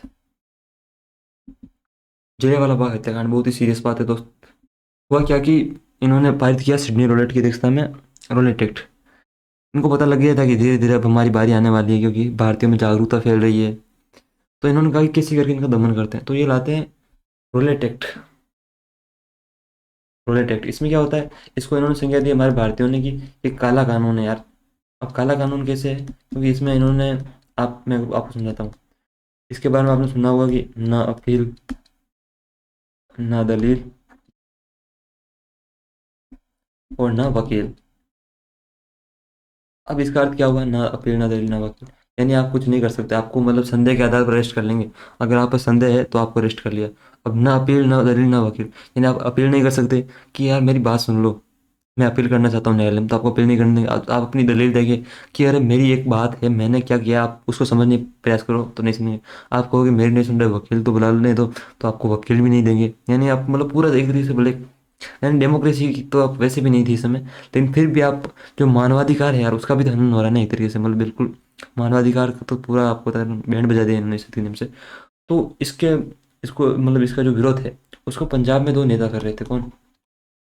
पंजाब में एक तो डॉक्टर सतपाल सत्यपाल, और कौन कर रहे थे? और कर रहे थे सैफुद्दीन किचलू। सैफुद्दीन किचलू, ये दो नेता थे। इनकी गिरफ्तारी हो गई ब्रिटिश गवर्नमेंट द्वारा, और कुछ लोगों पे गोली भी चलाई। तो इसके विरोध में, मतलब वैसाखी के दिन, वैसाखी था उस समय, जलियांवाला बाग हत्याकांड होता है 13 अप्रैल 1919। डायर जो है आपका, जनरल डायर, ये वहाँ घुसता है और काफ़ी लोगों को मारता है। अब वहाँ निकलने के लिए जगह ही नहीं थी, ये सीधा उनको आदेश भी देता है सेना को कि सीधा मारो, कोई चेतावनी भी नहीं देता है। हत्यारा था यार ये तो। फिर इसका होता उधम सिंह जाके इसका, इसको पूरा समझाएंगे, मतलब समझाएंगे क्या, इसको मतलब पूरा मारेंगे इसको। फिर पता चलेगा कि भारतीय क्या है, पंजाबी नहीं छोड़ता है भाई। तो फिर जनरल डायर को, आपको पता है, सरदार उधम सिंह जाके वहाँ जाके मार देंगे। कैक्सटॉन जो होटल है आपकी, वहाँ जाके। हाँ, इस पे मूवी भी बनी हुई है ना। तो 13 अप्रैल 1919 को ये हत्याकांड होता है, जो कि आपको पता है कि भारतीय इतिहास में एक कलंकित करने वाला है। ब्रिटिशर्स जो आज ह्यूमन राइट्स की बात करते हैं, ब्रिटेन वाले, आपको पता है। लेकिन अगर दोस्तों इनका इतिहास उठा के देखा जाए, तो क्या ये वास्तविकता में मानवाधिकार के पक्ष में थे? लेकिन आज हमारे कुछ भारतीय साउथ दिल्ली के अनन्या वगैरह जो हैं, अनन्या यानी जो एक पढ़ी लिखी है, वो कहेंगी यार हमारे देश में तो कुछ है ही नहीं, हम तो सब ब्रिटिशर्स हैं। हमारे देश में दोस्तों ज्ञान बहुत था, हमारे देश में प्रतिभाएं भी कुछ स्तरीय रही हैं, लेकिन आज की डेट में हमारे अंदर कुछ कमियां हैं, हमें उनको सुधारना पड़ेगा। जैसे हमारे यहाँ एक सही ढंग से रहने का, स्वच्छता से, जो सिविक सेंस आप कहते हैं, वो नहीं है लोगों में। और एक ये है कि जो सबसे बड़ी कमी है जिसके कारण आप क्रिटिसिज्म फेस करते हो, जो वेस्ट का है, उसका कारण ये कि कोई अंग्रेज दिखा नहीं, उसके साथ फोटो लेने चले गए। अब उसकी औकात क्या, 2 कौड़ी का व्यक्ति है ना, उसमें कोई प्रतिभा है? मैं तो नहीं मानता भाई। ऐसा क्या है उस व्यक्ति में? जाओ तो उस व्यक्ति के पास जाओ जो या तो आपके स्तर का हो या आपसे उच्च स्तरीय हो, आप उससे कुछ बात कर सकते हो। और आप बात करना चाहो तो प्रेम से तो बात कर लो, अगर अगला व्यक्ति इंटरेस्टेड है। अब आप उससे जाके फोटो लेंगे, और ये नहीं कि कोई आम आदमी ले रहा है, आम आदमी ले तो समझ में आए, ये जो बड़े बड़े मतलब जो पढ़े पढ़े लिखे लोग हैं, मतलब शर्म भी नहीं आती इन लोगों को। उनसे लेके एक केवल कारण क्या है उसमें, उनका एक जो स्किन कलर है उसके बेसिस पे। अब आपको जाहिर सी बात है, आपको क्रिटिसिज्म मिलना चाहिए ऐसी हरकतों के लिए। लेकिन ये जो लोग बात करते हैं मानवाधिकारों की, इन्होंने मानवाधिकार की हत्या 13 अप्रैल 1919 को कर दी। काफ़ी लोग मारे गए इन्होंने, तो फिर इसके लिए अंग्रेजों ने, जो आपको पता है, हंटर कमेटी बिठाई, हंटर कमेटी इसकी जांच के लिए। और इन्होंने कहा कि कुछ नहीं हुआ है। फिर आपको पता है कांग्रेस ने अपनी जांच में बताया कि काफ़ी कुछ हुआ है। फिर इस जलियांवाला बाग हत्याकांड के विरोध में, इसके विरोध में रविंद्रनाथ टैगोर जो है, रविंद्रनाथ टैगोर, इन्होंने क्या किया, इन्होंने उनकी उपाधि थी नाइटहुड की, वो वापस दे दी। उपाधि थी नाइटहुड, नाइटहुड, वो वापस कर दी, है ना। ये इन्होंने वापस कर दी, रविंद्रनाथ टैगोर ने नाइटहुड की उपाधि। कहा कि भैया तुम ही रखो, ये हम उपाधि लेके करेंगे क्या जब आप हमारे लोगों को मार रहे हो। बापू, आप पता है बापू जी अभी डैडी की एंट्री होने वाली है। डैडी भी आगे जाके वो 1920 में जब असहयोग आंदोलन होगा, उसमें वो भी केसर हिंद की उपाधि वापस दे देंगे। आपको पता है रविंद्रनाथ टैगोर पहले एशियाई और पहले भारतीय थे जिनको नोबेल मिला गीतांजलि के लिए, ध्यान रखना, 1913 में, इंपॉर्टेंट चीज़ है। Mahatma Gandhi, the daddy, the goat, the father of the nation, राष्ट्रपिता बापू, 2 अक्टूबर 1869। अब वापस कुछ 69 वाले जगेंगे। फिर क्या हुआ, अब आप, मेरे को 69 से बहुत प्रेम है, बहुत लगाव है मेरे को 69 से। कारण क्या है, क्योंकि मैं बापू से मेरे को यार लगाव है ना। तो जाहिर सी बात है, लेकिन आपका 69 से लगाव और कुछ और चीज़ों के लिए, तो फिर वो आपकी सेहत के लिए हानिकारक है। यहाँ से लेके 23 जनवरी 1948 तक यहाँ तक बापू रहे। एक व्यक्तित्व है जिस पे अक्सर सवाल उठाए जाते हैं, अक्सर क्रिटिसिज्म भी किया जाता है, लेकिन व्यक्ति के अंदर अगर कुछ ना हो, अगर कुछ प्रतिभा का एक अंश भी ना हो, तो उस व्यक्ति की उतने उच्च स्तर पे कोई बात नहीं सुनता। लेकिन जिस व्यक्ति को पूरा देश, पूरा विश्व में आज कुछ स्थान प्राप्त है, तो कुछ ना कुछ तो व्यक्ति के अंदर होता है, वरना आपको तो कोई नहीं जानता। मेरे को तो जो लोग जानते हैं, आप मत कहना सर आपको भी नहीं जानते, मेरे को तो जानते हैं। मैंने तो आपको बताया ना, क्वीन मैरी, जॉर्ज पंचम, मेरा तो मतलब बहुत कनेक्शन था पिछले जन्म में। लेकिन कुछ तो रहा ही होगा ना। तो बापू इंडिया कब आएंगे? 9 जनवरी 1915। इस दिन आपको पता प्रवासी भारतीय दिवस भी मनाया जाता है, इसीलिए प्रवासी भारतीय दिवस, क्योंकि आपके बापू आएंगे कहाँ से? दक्षिण अफ्रीका से। प्रवासी भारतीय दिवस, जो आपका साउथ अफ्रीका है वहां से, साउथ अफ्रीका से ऐसे से। अब सोचो बापू एंट्री ले रहे हैं ना, मतलब उतर रहे हैं भारत के अंदर, है ना, और पीछे गाना चल रहा है, आपा तो वीरे सरकार दे जाओ आइया, मतलब बापू फुल गैंगस्टर मोड में एंट्री ले रहे हैं, महात्मा गांधी। अब पता है, बहुत ही एक उच्च स्तरीय व्यक्ति रहे हैं ये। अक्सर आपको पता है कि जो व्यक्ति का नाम कहते हैं ना, नाम होगा तो बदनाम भी होगा, वो वाली बात है। तो बापू एंट्री लेते हैं, और आपको पता है कि काफ़ी कुछ इन्होंने योगदान दिया भारत में। फिर आपको पता है इनके राजनीतिक गुरु होते हैं गोखले साहब, वो इनको कहते हैं कि भारत भ्रमण करो। उसके बाद ये उतरते हैं फील्ड में, कब? 1917 में। जहाँ ये क्या करते हैं, चंपारण आंदोलन। वो आपको बताया कि 3 कठिया प्रणाली थी चंपारण आंदोलन, किसके कहने पर? राजकुमार शुक्ल के कहने पर, जो एक किसान आता है इनसे निवेदन करने के लिए। कहाँ पे? जब कांग्रेस का अधिवेशन हो रहा था ना, वहाँ पे। तो यहाँ पे जो चंपारण आंदोलन हो रहा था, ये इन्होंने किया था, बापू ने। ये कहाँ है आपका? बिहार में। 3 कठिया प्रणाली है, 3 कठिया प्रणाली, मतलब नील उत्पादन को लेके वहाँ पे इन किसानों के साथ उत्पीड़न हो रहा था, नील उत्पादन को लेके। तो राजकुमार शुक्ला के डैडी से निवेदन करेंगे, डैडी वहाँ चलो आप, राजकुमार शुक्ल, ध्यान रखना, ये आएंगे। उसके बाद आपको पता है 1918 में बापू द अनस्टॉपेबल मैन, 2 आंदोलन कर डालेंगे। कौन कौन से? इस टाइम ना बहुत था बापू का, थकते नहीं थे बापू, आमरण अनशन कर देते थे।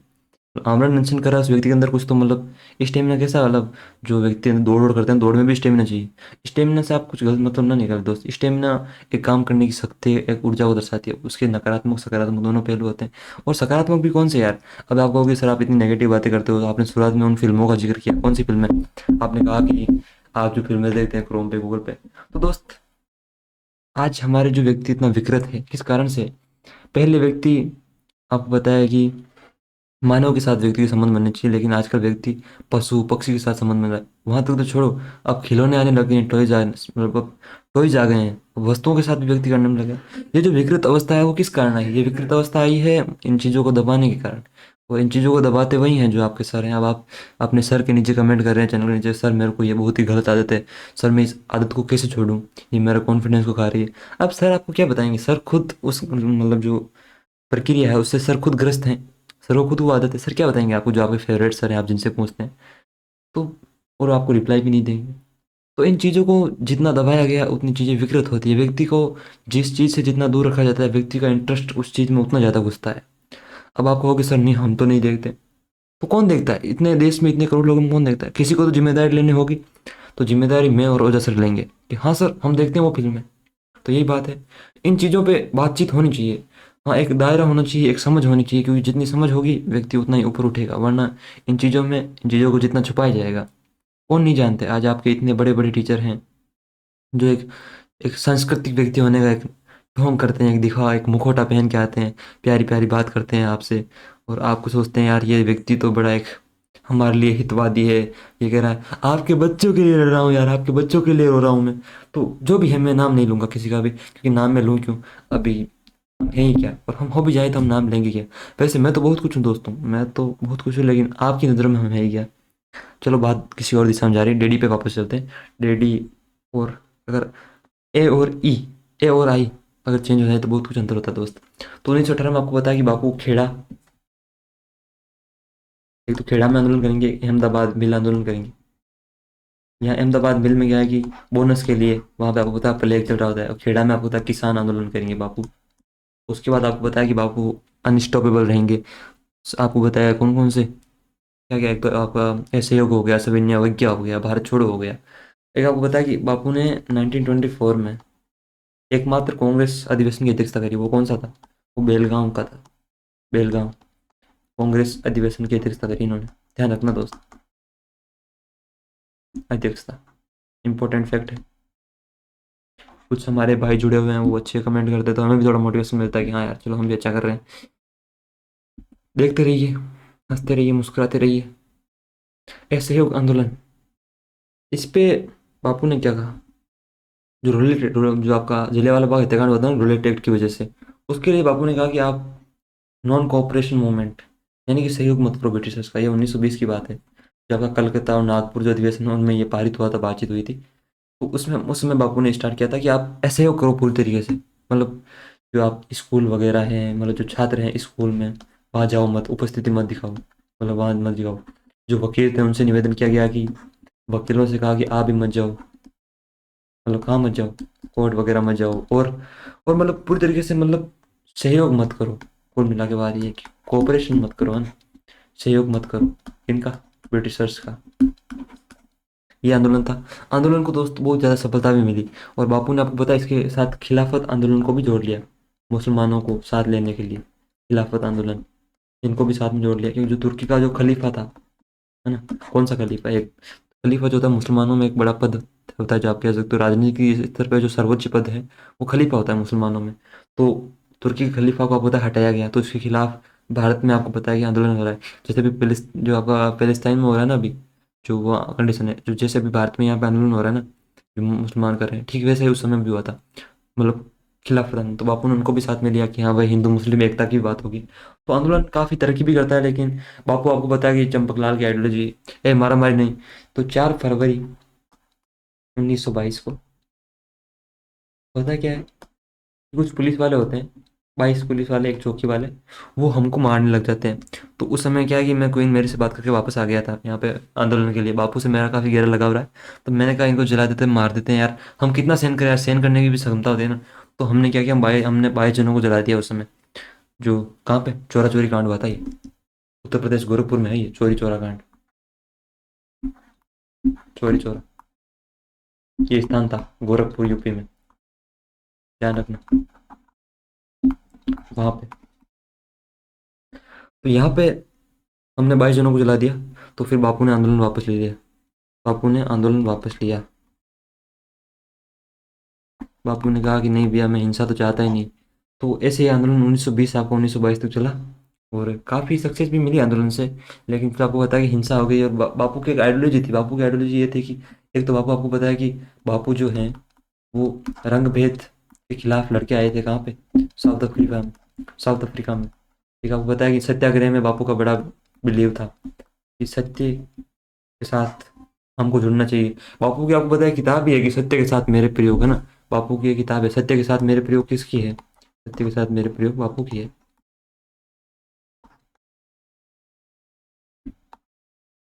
ये महात्मा गांधी की दोस्त, करमचंद मोहनदास करमचंद गांधी, एम गांधी की, ध्यान रखना, फादर ऑफ द नेशन। यार का नेम चले, बापू का नाम चलता है आज भी, नोट पे देख दो ना बापू को। तो रंगभेद के खिलाफ बापू लड़के आए थे, बापू की एक अहिंसा की नीति थी कि बापू कहते थे कि भैया देखो हिंसा का तो मैं सपोर्टर हूँ ही नहीं। तो इसीलिए इस आंदोलन को वापस लिया गया कि नहीं भैया हिंसा हम चाहती नहीं। अब आती है सर स्वराज पार्टी क्या थी। तो 1923 में जब ये आपका ऐसे आंदोलन जब असफल हुआ, फिर भी उस समय स्थापना की गई स्वराज पार्टी की।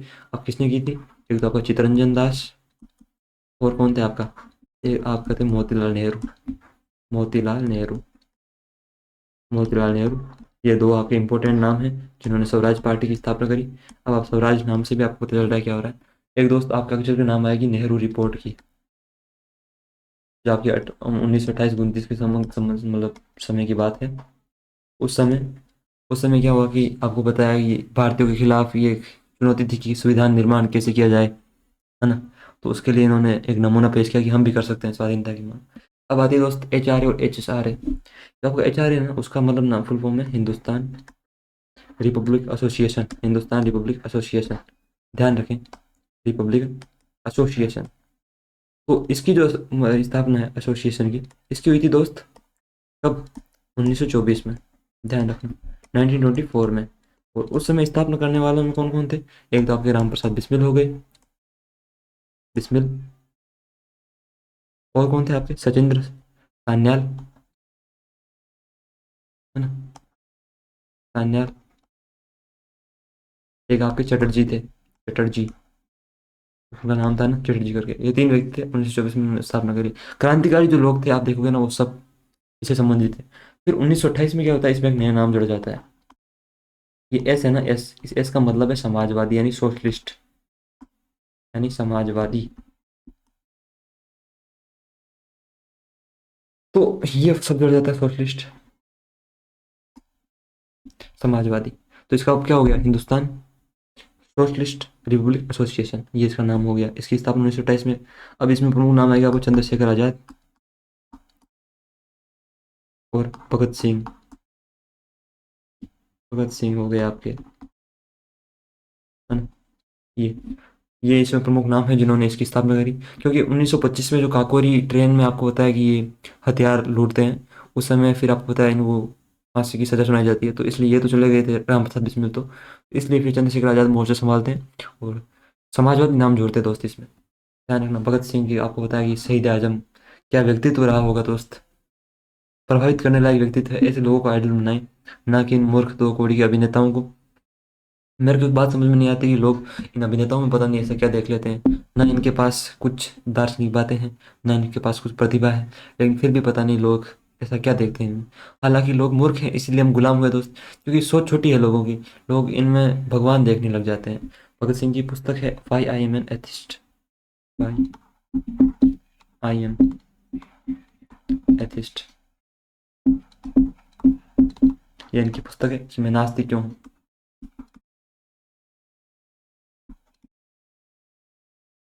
एथिस्ट, नास्तिक क्यों क्यों हूँ, ध्यान रखिए दोस्त। तो ये अंतर है, और इन्होंने काफ़ी कुछ घटनाओं को अंजाम दिया, क्रांतिकारी घटनाएं जिन्होंने देश में ज्वाला उत्पन्न की। सलाम है ऐसे लोगों को दोस्त। एक तो आपको पता है, आगे बढ़ेंगे हम 1925 में काकोरी कांड। एक आपको पता है कि चंद्रशेखर आज़ाद और भगत सिंह ने असेंबली में बम फेंका, असेंबली में बम, जिसमें इन्होंने कहा कि हमारा मकसद बहरों को सुनाना है, ना कि किसी को नुकसान पहुंचाना। 1929 की बात है दोस्त, काकोरी घटना। ये क्या हुआ था दोस्त, 1925 की बात है। अब आपको पता है कि युद्ध करने के लिए हथियार चाहिए, हथियारों के लिए आपको पता है, इसलिए काकोरी ट्रेन एक जा रही थी जिसमें अंग्रेजों के हथियार थे काकोरी स्टेशन पे। उस ट्रेन से हथियार लूटने की योजना बनाई गई, ट्रेन से हथियार और लूट भी लिए गए। फिर उसके लिए आपको पता है कि 5 व्यक्तियों को फांसी की सजा सुनाई गई। तो ट्रेन से हथियार लूटे। प्रमुख नाम इसमें आता है आपका राम प्रसाद बिस्मिल हो गए, राम प्रसाद बिस्मिल। इनका एक प्रसिद्ध नारा है दोस्त, बताओ कौन सा है, वो है सरफरोशी की तमन्ना अब हमारे दिल में है, देखना है जोर बाजुए कातिल में कितना। सरफरोशी की तमन्ना, काफी अद्भुत व्यक्तित्व रहा होगा दोस्त, सरफरोशी की तमन्ना, ये इनका रहा। एक आपको बताया राजेंद्र लाहिड़ी थे, लाहिड़ी थे, रोशन सिंह थे, अशफाक उल्लाह खां थे। ये कुछ प्रमुख नाम थे दोस्त। अशफाक उल्लाह खां, ये मुसलमान थे दोस्त, उल्लाह खां। अब बात आती है चितगांव छापा, ये क्या था दोस्त सर, ये आपको बताया उसी समय 1930 के आसपास की बात है। एक, ये अभी जो बंगाल है ना आपका, अभी बांग्लादेश वहाँ है, ये बांग्लादेश अभी वहाँ, वहाँ ही चिटगांव में, वहाँ शस्त्रागार था। शस्त्रागार, अंग्रेजों का शस्त्रागार, जहाँ शस्त्र नहीं रखते, शस्त्रागार, वहाँ पे सूर्य सेन करके एक बंगाल में बड़े अद्भुत व्यक्तित्व हुए, उन्होंने इसका नेतृत्व किया, जिन्हें मास्टरदा भी बोलते हैं, मास्टरदा। तो हमारे यहाँ क्या कहते हैं, हमारे यहाँ भाई बोलते हैं ना, इसलिए वहाँ आप बंगाल में जाओगे तो वहाँ दादा दादा कहते हैं, है ना, मास्टरदा यानी मास्टर बड़े भाई। तो इनका इसमें प्रमुख नाम आता है साइमन कमीशन। जो ये आपकी, इसमें क्या था कि जो 7 व्यक्ति थे वो सारे के सारे वाइट यानी अंग्रेज थे, 7 अंग्रेज साइमन की अध्यक्षता में आए थे, इसलिए इसको व्हाइट मैन कमीशन भी बोला गया है, व्हाइट मैन कमीशन, ध्यान रखना, कमीशन, है ना, ये भी बोला गया है इसको। इसमें ये 1928 में आपको पता है संगठित होकर भारत आए। तो इसका जो मतलब विरोध हुआ, लाला लाजपत राय ने कहाँ किया, लाहौर में। लाजपत राय, इन्होंने कहाँ किया, लाहौर में। वहाँ इन्होंने विद्रोह किया, मतलब विद्रोह किया, इन्होंने नारे लगाए कि Simon go back, Simon go back के नारे लगे कि वापस जाओ। तो इनके काफ़ी चोटें आई और फिर ये चल बसे। फिर उन्होंने कहा कि मेरे सर पे लगी एक एक चोटें ब्रिटिश सरकार के ताबूत की कील का काम करेगी, ऐसा इन्होंने कहा लाला लाजपत राय ने।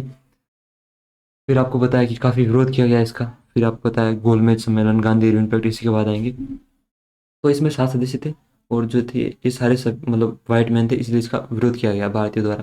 जो प्रमुख नेता थे इसमें जवाहरलाल नेहरू हो गए, इन्होंने भी इसका विरोध किया है ना। इन्होंने विरोध किया इस चीज़ का कि यार ये क्या है, अगर आप एक रिपोर्ट निकाल रहे हो उसके ऊपर जो रिलेटेड वगैरह थे, जो काला कानून वगैरह, तो उसके ऊपर आप जो रिपोर्ट निकाल रहे हो उसमें अगर भारतीय व्यक्ति नहीं है तो फिर आप बताइए, तो पक्षपात हो गया ना। इसीलिए इस चीज़ का विरोध किया गया था। अब बात आती है 1929 का जो लाहौर का जो अधिवेशन है उसकी। इसकी अध्यक्षता करी थी दोस्त किसने? जवाहरलाल नेहरू ने। पहली बार, ध्यान रखना, इंपॉर्टेंट प्रश्न बनेगा यहाँ से, पूर्ण स्वतंत्रता की मांग। आप कहोगे सर पूर्ण स्वतंत्रता क्या है? इससे पहले पूर्ण स्वतंत्रता की मांग नहीं थी, केवल डोमिनियन स्टेटस, यानी स्वराज्य, यानी कि नीचे तो हम चलाएंगे, ऊपर आप चला लो, लेकिन इसमें कि सब हम चलाएंगे ऊपर नीचे। आप हैं कौन? आप यहाँ मांगते यहाँ बाहर जाओ, कहाँ? अपने देश ब्रिटेन जाओ, यहाँ आप कुछ नहीं मांगते। पूर्ण स्वतंत्रता की मांग 1900 जो आपको 29 है लाहौर अधिवेशन, यहाँ की गई। इसमें ये तय किया गया कि हम 26 जनवरी 1930 को इन्होंने जो रावी नदी है उसके तट पे, के तट पर, तट है रावी का, वहाँ इन्होंने स्वतंत्रता दिवस मनाया। स्वतंत्रता दिवस, स्वतंत्रता दिवस। और ये तय किया गया कि 26 जनवरी से अब प्रतिवर्ष हम क्या मनाएंगे? स्वतंत्रता दिवस मनाएंगे। ये यहाँ पे तय किया, ध्यान रखना, तय किया। इसमें इंपॉर्टेंट चीज़ है ये लाहौर अधिवेशन की। सबसे इंपॉर्टेंट ये है कि पूर्ण स्वतंत्रता की मांग की गई। ये कुछ इंपॉर्टेंट चीज़ें हैं। आगे चलते हैं। गांधी का दांडी मार्च। फिर साइमन कमीशन के बाद क्या है कि गांधी आपको पता है सविनय अवज्ञा आंदोलन करते हैं, उसमें दांडी मार्च जो आपको पता है कि 12 मार्च कब 1930 या 29 30 से लेके 6 अप्रैल 1930, यानी अपने जो अनुयायी थे 78 उनके साथ जाते हैं गांधी, और जो आपका साबरमती आश्रम है वहाँ से जाते हैं, और इसे नमक सत्याग्रह भी कहते हैं। मतलब ये नमक कानून तोड़ते हैं बापू, नमक सत्याग्रह, नमक बना के तोड़ते हैं 78 अनुयायियों के साथ साबरमती आश्रम से, यहाँ से जाएंगे साबरमती से, है ना। इसके बाद आपको पता है इनको मनवाने के लिए गोलमेज सम्मेलन भी होंगे कि भाई क्या है आपकी मांग क्या है। तो गांधी इरविन पैक्ट ये होता है आपका कब? 1931 में। गांधी सविनय अवज्ञा आंदोलन को मतलब तोड़ने के लिए मान जाते हैं। उसमें इरविन आपको पता है कि जो भारत का वो था वो इरविन था। और फिर ये बापू आपको पता है कि सेकेंड गोलमेज जो था उसमें आपको पता है कि बापू भाग लेंगे, गोलमेज में जाएंगे। लेकिन फिर बात आपको पता है कि वार्ता सफल नहीं होगी और बापू फिर से आके आंदोलन स्टार्ट करने लगेंगे। फिर आपको पता है कि उतना इंपॉर्टेंट रहेगा नहीं आंदोलन का। गोलमेज सम्मेलन यानी राउंड टेबल कॉन्फ्रेंस, ठीक है। ये नाम से पता चल रहा है गोलमेज, यानी कि जैसे मान लो ये ऐसे करके थे पूरी अलग अलग, ये गोल गोल, अब इसके पास यहाँ टेबल, यहाँ टेबल, यहाँ टेबल, यहाँ टेबल, टेबल टेबल, मतलब पूरे गोल होके बैठते थे यहाँ पे।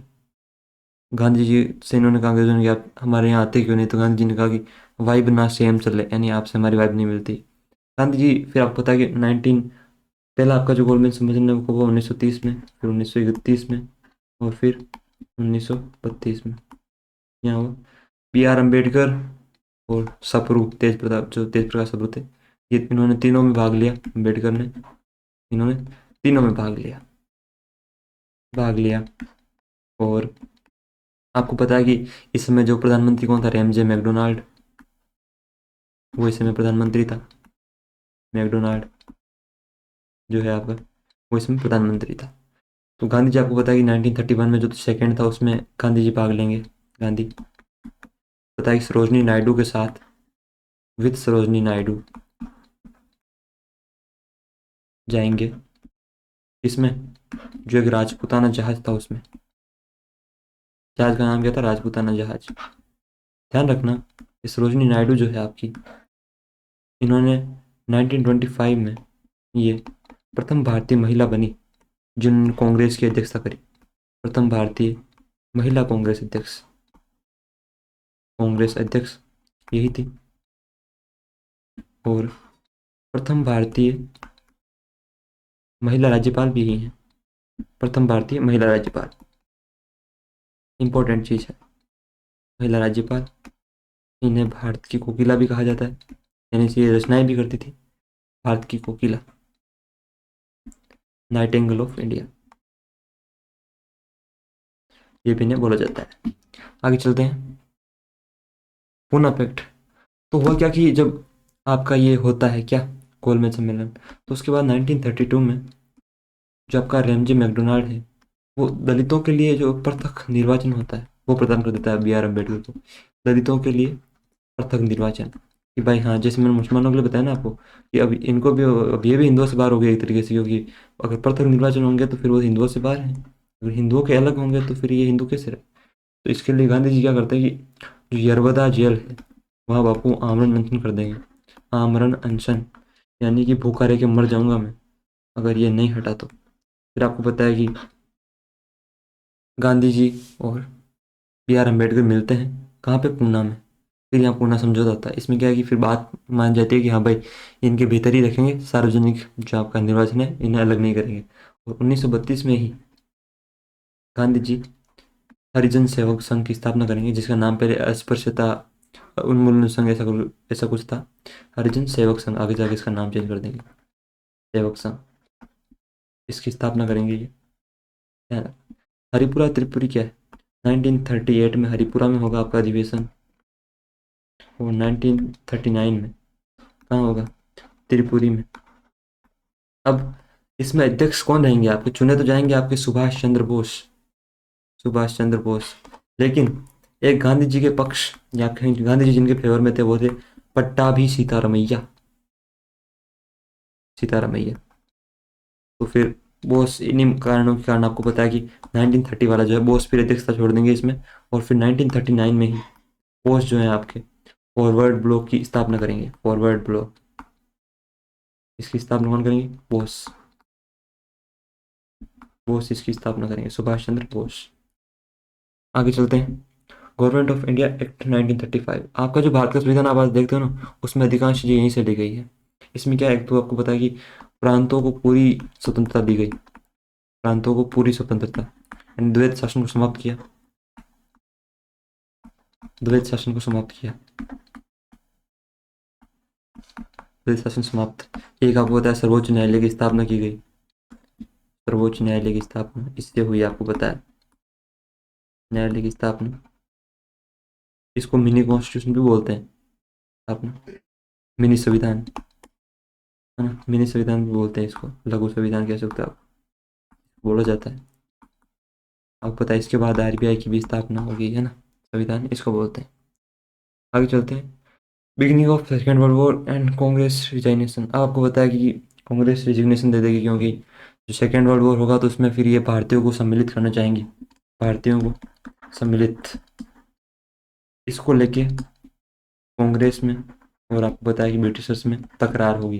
ब्रिटिशर्स करेंगे कि भाई करना है या नहीं, कांग्रेस कहेगी नहीं करेंगे हम भारतीय, क्योंकि आप, हम क्यों मरे आपके लिए, आप तो हमें स्वतंत्र नहीं कर रहे। और ये आपके अंग्रेज कहेंगे कि नहीं, हम तो ले जाएंगे भैया। तो इस कारण फिर कांग्रेस जो है रेजिग्नेशन दे देगी। अगस्त प्रस्ताव था क्या ये, अगस्त 8 अगस्त 1940 की बात है ये, 1940 की। होता क्या है कि जो ये सेकेंड वर्ल्ड वॉर चालू हो गया था, सेकेंड वर्ल्ड वॉर, तो इसके लिए भारतीयों को शामिल करने के लिए, भारतीयों को शामिल करने हेतु इसमें ये होता है, अगस्त प्रस्ताव भेजा जाता है 1940 में कि हाँ, आप आओ, हम आपको स्वतंत्रता वगैरह देंगे। तो फिर इसका विरोध करते हैं कांग्रेस, कांग्रेस इसका विरोध करके व्यक्तिगत सत्याग्रह स्टार्ट करेंगे गांधी के नेतृत्व में, यानी पर्सनल सत्याग्रह। फर्स्ट जो होंगे आपके कौन होंगे, ये 1940 की ये बात है, फर्स्ट सत्याग्रह होंगे आपके विनोबा भावे। ध्यान रखना, ये विनोबा भावे वही हैं जो भूदान आंदोलन के जनक भी माने जाते हैं, विनोबा भावे। सेकेंड जो होंगे आपके वो होंगे जवाहरलाल नेहरू, जवाहरलाल नेहरू यानी चचा नेहरू। और थर्ड आपके होंगे ब्रह्मदत्त, ये गांधी के आह्वान पे होगा ब्रह्मदत्त, ध्यान रखना। ये आपके 3 प्रमुख व्यक्तिगत सत्याग्रही होंगे। फिर बात आती है क्रिप्स मिशन की, 1942 में आपको पता है क्रिप्स मिशन इंडिया आएगा। क्रिप्स मिशन, ये मित्र राष्ट्र जो हैं, मित्र राष्ट्र, मित्र राष्ट्र दबाव डालेंगे कि भाई भारत को इसमें सम्मिलित करो, कि भारत को युद्ध में यानी जो सेकेंड वर्ल्ड वॉर है उसमें सम्मिलित करने के लिए, मनाने के लिए कि भाई भारत को सम्मिलित करो, अगर आप करते हो तो हम आपको मतलब डोमिनियन स्टेटस दे देंगे, डोमिनियन स्टेटस दे देंगे। ये तक मांग की गई इसमें कि आपको स्वराज दिया जाएगा, स्टेटस की मांग की गई। लेकिन गांधी ने इसकी तुलना किससे की? पोस्ट डेटेड चेक से। गांधी ने कहा भैया ये तो पोस्ट डेटेड चेक है, डेटेड चेक। इससे गांधी ने इसकी तुलना करी कि ये पोस्ट डेटेड चेक से हम क्या करें, गांधी ने कहा इसके बारे में। तो फिर इसके बाद आगे चलते हैं और आएगा आपका क्या, भारत छोड़ो आंदोलन। 8 अगस्त 1942 को आपको पता है ये आंदोलन स्टार्ट होगा। बापू नारा देंगे किसका? करो या मरो का। इस बार तो आर की पारी होगी बेटे, करो या मरो, डू एंड डाई, डू और डाई, या तो करो या मरो, करो या मरो। कई लोग तो कर करके मर जाते हैं, है ना। करने के कारण आपको पता है कि व्यक्ति जीवन में जितना कर्म करेगा, फिर थकावट होगी तो व्यक्ति को मरना तो ही है। तो करो या मरो को नारा दिया जाएगा। आपको पता है अरुणा आसफ अली जो है वो तिरंगा लहराएगी। अरुणा आसफ अली ग्वालियर टैंक में, अरुणा आसफ अली जो है ग्वालियर टैंक में तिरंगा फहराएगी, तिरंगा ग्वालियर टैंक में। और यहाँ जो ये अध्यक्षता करते हैं इस समय, जो ये बापू ने घोषणा करी थी उस समय अध्यक्षता कौन कर रहे होंगे? अबुल कलाम आज़ाद, मौलाना अबुल कलाम आज़ाद, अबुल कलाम आज़ाद। इनकी एक फेमस बुक भी बताओ कौन सी है अबुल कलाम आज़ाद की? वो उस बुक का नाम है why an R sir is so great. नहीं दोस्तों, उस बुक का नाम है India wins freedom, India wins freedom, ये उस बुक का नाम है, ध्यान रखना, इंडिया विंस फ्रीडम। तो इसके बाद आपको पता है कि ऑपरेशन जीरो आवर होगा, ऑपरेशन जीरो आवर, और सभी कांग्रेस के नेताओं को उठा लिया जाएगा जीरो आवर के तहत। सबको गिरफ्तार कर लेंगे ये, फिर ये अंडरग्राउंड हो जाएंगे। आपको पता है अंडरग्राउंड होकर फिर ये कराएंगे, लेकिन बड़े बड़े नेताओं को गिरफ्तार कर लेंगे। क्विट इंडिया आंदोलन यानी भारत छोड़ो। वेवेल योजना ये क्या थी? ये 1945 में, उस समय आपको पता वेवेल था, वेवेल ने ये योजना ली थी, वेवेल योजना। सेम वही बात थी कि आपको वही आपको पता है कि बहकावे में लेना कि भाई आप आ जाओ, आपको बात करो, हम डोमिनियन स्टेट्स देंगे, आपके लिए संविधान बनवाने की छूट देंगे, आप हमारे साथ आ जाओ। ये कुछ नॉर्मल बातें थी। इंडियन नेशनल आर्मी, इसकी स्थापना आपको पता है कि 1942 में कैप्टन मोहन सिंह ने करी थी, कैप्टन मोहन सिंह ने। लेकिन इन्होंने 1943 में किसको हैंड ओवर कर दी? ये पोस्ट को हैंड ओवर कर दी 1943 में, जापान के सहयोग से की गई थी 1943 में, सुभाष चंद्र बोस को। आपको पता है सुभाष चंद्र बोस, इन्होंने आपको बताया कि गांधी का जो दांडी मार्च था उसकी तुलना नेपोलियन के उससे करी थी, मार्च से। तो सुभाष चंद्र बोस ने आपको बताया कि दिल्ली चलो का नारा दिया, और क्या दिया? तुम मुझे खून दो, है ना, तुम मुझे खून दो, मैं तुम्हें आज़ादी दूंगा। ये भी इन्हीं का था, खून दो। और आपको बताया कि इस जो आईएन है इसमें, इंडियन नेशनल आर्मी में, इसमें महिलाओं के लिए झांसी की रानी रेजिमेंट भी थी, है ना। फिर आपको पता है कि इन पर ट्रायल भी चलेगा, बाहर लोगों की बहुत भीड़ हो जाएगी दिल्ली में, लाल किले के बाहर, झांसी रानी रेजिमेंट भी थी इसमें ना। तो काफ़ी फेमस फेमस उदाहरण है उस समय से। ज़्यादा आपके एग्जाम की दृष्टि से उसमें इंपॉर्टेंट नहीं, इसलिए मैं नहीं जा रहा हूँ। 1946 में कैबिनेट, आपको पता है कि क्लीमेंट एटली, जिस समय भारत आज़ाद होगा ये ब्रिटेन का प्रधानमंत्री होगा, ब्रिटेन का पीएम, पीएम जब भारत आज़ाद होगा, भारत आज़ाद के समय, ध्यान रखना ये भारत आज़ादी की बात है। और कैबिनेट योजना, ये सर जो कैबिनेट भारत में, ये मुस्लिम लीग द्वारा भी मान ली जाएगी। मुस्लिम लीग, 3 व्यक्ति आएंगे आपको पता है इसमें, स्टफर्ड क्रिस वगैरह, अलेक्जेंडर पैथिक लॉरेंस, वो ना, मुस्लिम लीग प्लस कांग्रेस दोनों मान लेंगे इसको कि हाँ ठीक है हम तैयार हैं। फिर ये संविधान बनाएंगे, उसकी ओर जाएंगे। फिर आपको पता है अंतरिम सरकार बनेगी, है ना, अंतरिम सरकार बनेगी, ये मान लेंगे उस चीज़ को, मतलब कैबिनेट योजना। संविधान के लिए आपको पता है ये आई थी, संविधान निर्माण के लिए, संविधान निर्माण के लिए। इसमें पता आपको कि वहाँ लेबर पार्टी की सरकार बन चुकी थी ब्रिटेन में, तो ये कैबिनेट योजना इससे संबंधित है। फिर आपको पता है कि माउंट बेटन योजना भी आएगी इसके बाद। माउंट बेटन, माउंट बेटन जो था आपका, माउंट बेटन, एक सेकेंड, माउंट बेटन आपको पता है कि अंतिम, आप कह सकते हो जिसको, जो भारत में, जो आपका इंग्लैंड की ओर से, जिसने आपको पता भारत विभाजन के समय जो वायसराय भी था आपका यहाँ का, माउंट बेटन, ये आपका अंतिम था, माउंट बेटन, अंतिम ब्रिटिश वायसरॉय, अंतिम भारतीय, अंतिम ब्रिटिश वायसरॉय माउंट बेटन था आपका। और अगर आपको पूछ लेगी स्वतंत्र भारत का स्वतंत्र भारत का प्रथम और अंतिम कौन था वॉइसरॉय? प्रथम व अंतिम भारतीय वॉइसरॉय कौन था? अंतिम भारतीय वॉइसरॉय तो वो था आपका राजगोपालाचारी, श्री राजगोपालाचारी, वो थे आपके वायसरॉय, श्री राजगोपालाचारी, गोपालाचारी, ये थे, ध्यान रखना, इंपॉर्टेंट। आगे चलते हैं। फिर आपको बताया कि ये आपका जो बंटवारा है कौन करेंगे, कि माउंटबेटन करके जाएगा, है ना, राजगोपालाचारी। अब कुछ धार्मिक सुधार, सामाजिक आंदोलन। आपको पता है कि जो रूढ़िवादिता थी उस समय भी बहुत रूढ़िवादी लोग थे, जाति प्रथा थी, आपको पता है, रंग भेद था, जातिवाद था, रंग भेद था। इन सब चीज़ों से मतलब इन सब चीज़ों का मुकाबला करने के लिए, इनको ख़त्म करने के लिए कुछ धार्मिक सामाजिक सुधार आंदोलन भी हुए, रंग भेद वगैरह जो है इनसे हटने के लिए। उन्हीं सामाजिक धार्मिक सुधार आंदोलन का जो सती प्रथा वगैरह जी, जो रूढ़िवादी प्रथाएं थी, उन्हीं के खिलाफ, तो उन्हीं को हम पढ़ने वाले हैं। ब्रह्म समाज आपको पता है इसकी स्थापना 1828 में किसने करी थी? दयाराम साहनी ने नहीं, राजा राम मोहन राय ने, राजा राम मोहन राय ने। आपको पता है कि इन्हीं के प्रयासों से क्या हुआ था, जो सती प्रथा है, सती प्रथा, उस पर बैन कब लगा था? सती प्रथा इन्हीं के प्रयासों से लगा था, वो 1829 में। किसने लगाया था? लॉर्ड जो विलियम बेंटिक था, उसने, विलियम बेंटिक ने। इन्होंने, आपको पता है कि इन्होंने क्या क्या किया है, किसने किसने क्या क्या किया है? जो राजा राम आपके है ना मोहन राय, इन्होंने क्या क्या किया है? इन्होंने, आपको पता है, एक तो 1815 में जो आत्मीय सभा है उसकी स्थापना करी, आत्मीय सभा उसकी स्थापना करी, आपको पता है।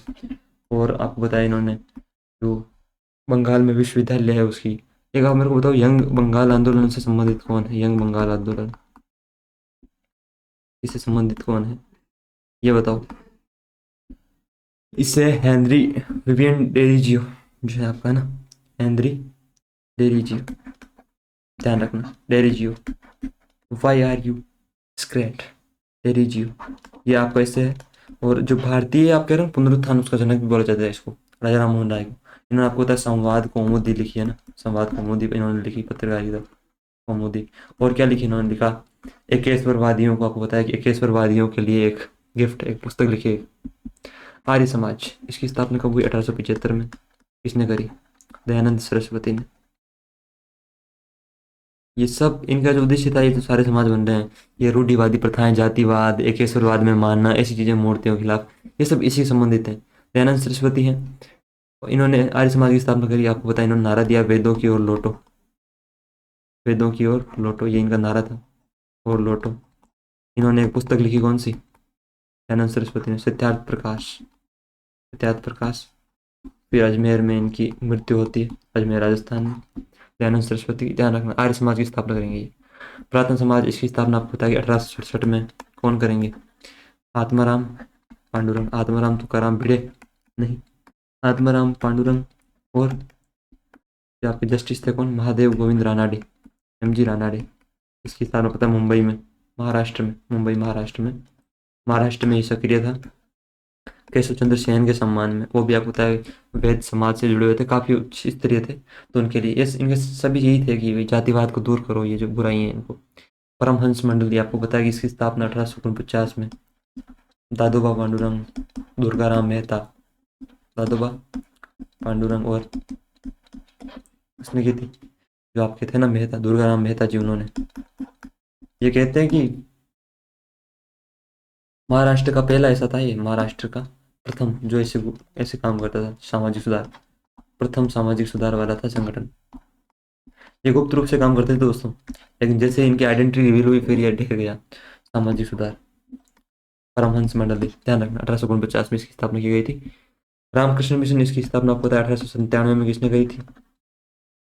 स्वामी विवेकानंद ने, अपने गुरु रामकृष्ण परमहंस के लिए, विवेकानंद ने, स्वामी जी।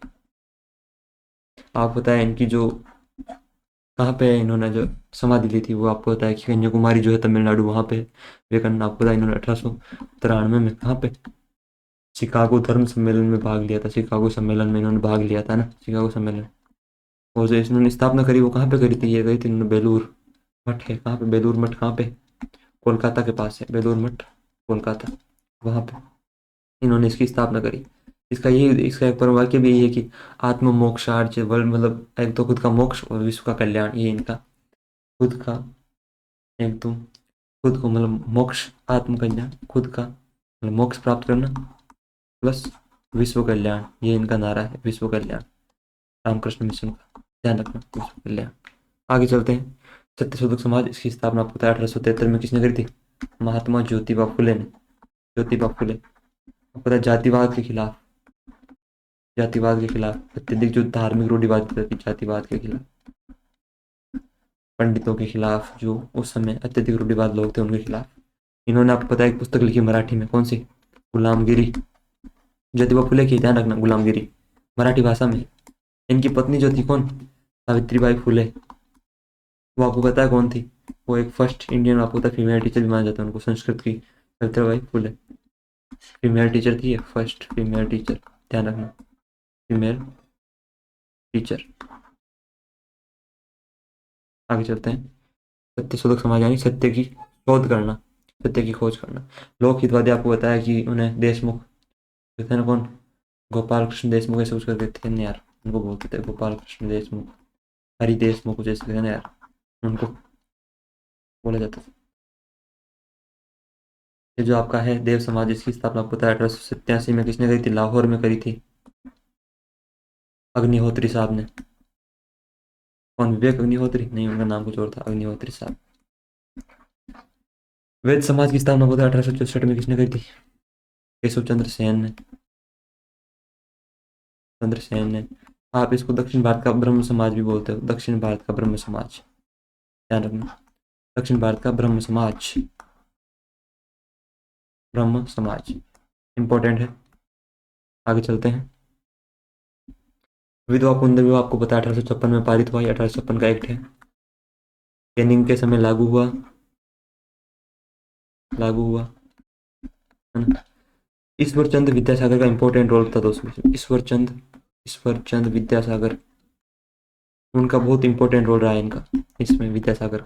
एक आपको पता है कि 1929 में एक शारदा एक्ट, शारदा अधिनियम, वो आपको पता है किसके? हरविलास शारदा, हरविलास शारदा के समय उन्होंने करवाया अपने प्रयासों से। इसमें यह था कि जो शादी की उम्र है वो बढ़ाई गई, मतलब लड़के की 18 की गई और 14 की गई लड़की की, पहले आयु कम होती है ना 1929 में। तो ये शारदा एक्ट भी उस समय का है, ध्यान रखना। मंदिर प्रवेश आंदोलन, ये आपको पता है कि 1930 में, आपको संभवतः उस समय की बात है शायद, ये जो B.R. अम्बेडकर साहब थे उन्होंने इसमें मतलब एक काला राम मंदिर करके है कुछ, में प्रवेश से लेकर ये विवाद था, काला राम मंदिर यानी दलितों की मंदिरों में लेके प्रवेश, उससे संबंधित है। दलितों को मंदिरों में प्रवेश के लिए, कि भाई दलितों को भी तो मंदिर में प्रवेश दो यार, आप इनको हिंदुओं से पर बहिष्कार कैसे कर सकते हो? मंदिरों में प्रवेश से संबंधित है ये, है ना। उतना इंपॉर्टेंट नहीं है, सवाल नहीं आते, लेकिन फिर मैं आपको करा रहा हूँ, कुछ छूट न जाए। थियोसॉफिकल सोसाइटी, आपको बताया कि एक तो जो मैडम, पता कौन? एक तो वो आपके ब्लास्ट की, ऐसे करके कुछ मैडम थी ना, ब्लास्ट की करके कुछ, उन्होंने ब्लास्ट की मैडम, ये मतलब आयरलैंड से संबंधित है, लेकिन इनका उद्देश्य ये है कि ज्ञान का कुछ धर्म नहीं होता, है ना। आपको पता है जो एनी बेसेंट जो थी वो इन्हीं से संबंधित थी, एनी बेसेंट, और जो भारत के बड़े फिलोसफर हैं जिद्दू कृष्ण मूर्ति, वो इन्हीं के मतलब दत्तक पुत्र थे। उनको थियोसॉफिकल मतलब जो थियोसॉफिकल सोसाइटी वाले थे उन्होंने उसको मतलब शिक्षा वगैरह दी थी। इन्होंने आपको पता है न्यू इंडिया और कॉमनवेल्थ, ये दो पत्र चलाए, कॉमनवेल्थ, कॉमनवेल्थ। गांधी ने कौन सा चलाया आपको पता है? गांधी ने चलाया आपका एक तो हरिजन, तिलक ने कौन से चलाए? तिलक ने केसरी और मराठा, केसरी और मराठा। जो मराठा आपको पता है इंग्लिश में था, और केसरी किस में था? केसरी मराठी में। आयरन देख रहे हो, उल्टा था, है ना। तो ये कुछ चीज़ें हैं। आगे चलते हैं। गवर्नर जनरल जो इंपॉर्टेंट है आपके, एक तो आपको पता है कि जो 1793 में कॉर्नवालिस जो था, उसने रैयतवाड़ी नहीं, उसने रैयतवाड़ी नहीं लगाई, उसने लगाई इस्तमरारी, जो स्थायी बंदोबस्त है, इस्तमरारी, स्थायी बंदोबस्त भी बोलते हैं इसको, स्थायी बंदोबस्त, स्थायी बंदोबस्त, ये इसने लागू करी। इसको भारत में जो पुलिस प्रशासन है, बंदोबस्त, बंदोबस्त उससे संबंधित आई। भारत में पुलिस सेवा का जनक इसको माना जाता है, पुलिस सेवा का जनक इसको माना जाता है, पुलिस सेवा जनक। और कौन है आपका गवर्नर जनरल में जो इंपॉर्टेंट है ज़्यादा? आपको पता है विलियम बेंटिक है, उस समय उसके बारे में हम बात कर चुके हैं। आगे चलते हैं। वॉइसरॉय में आपको पता है कौन कौन है। एक तो आपको पता है जो ये गवर्नर जनरल है, उसी में कुछ आपके जो वॉइसरॉय है उस पर चलते हैं, गवर्नर जनरल में तो हो गया आपके। एक तो आपको पता है कि 1878 में वर्नाक्यूलर प्रेस एक्ट किसके समय में आया था? Vernacular press act. Press act ये आपके आया था लिटन के समय, लिटन। और इसको वापस रिटन ने, जो रिपन था आपका, रिटन ने तो इसको लागू किया, और रिपन ने इसको मतलब एंड किया, रिपन ने इसका, जो आपका लॉर्ड रिपन था उसने। और उसने आपको बताया इसको इसलिए भारत में पत्र जो पत्रकारिता है उसका मुक्तिदाता भी बोला जाता है। काफी कुछ किया इसने। स्थायी स्वशासन का जो जनक है वो रिपन को माना जाता है। स्थायी स्वशासन का जनक, स्वशासन का जनक रिपन को माना जाता है, ध्यान रखें। और जो इंपॉर्टेंट फैक्ट है आपसे रिलेटेड, जैसे कि इस जनगणना जो सबसे पहले हुई वो आपको बताया 1872 में, मेयो के समय, जिसने अजमेर में मेयो कॉलेज की स्थापना करी। ये आपकी फर्स्ट जनगणना इसके समय में हुई। लेकिन जो फिर आपकी कंटिन्यू जो जनगणना है, कंटिन्यू, वो 1800 आपको पता है 81 में रिपन के समय से कंटिन्यू जनगणना, कंटिन्यू हुई जनगणना। ये कुछ आपके इंपॉर्टेंट दोस्तों फैक्ट थे। आई होप कि आपको क्लास अच्छी लगी होगी। अच्छी लगी है तो लाइक करें, कमेंट करें, और क्लास को पूरी देखा करें यार, और चैनल को सब्सक्राइब करें। मिलते हैं अगली क्लास में, तब तक के लिए धन्यवाद।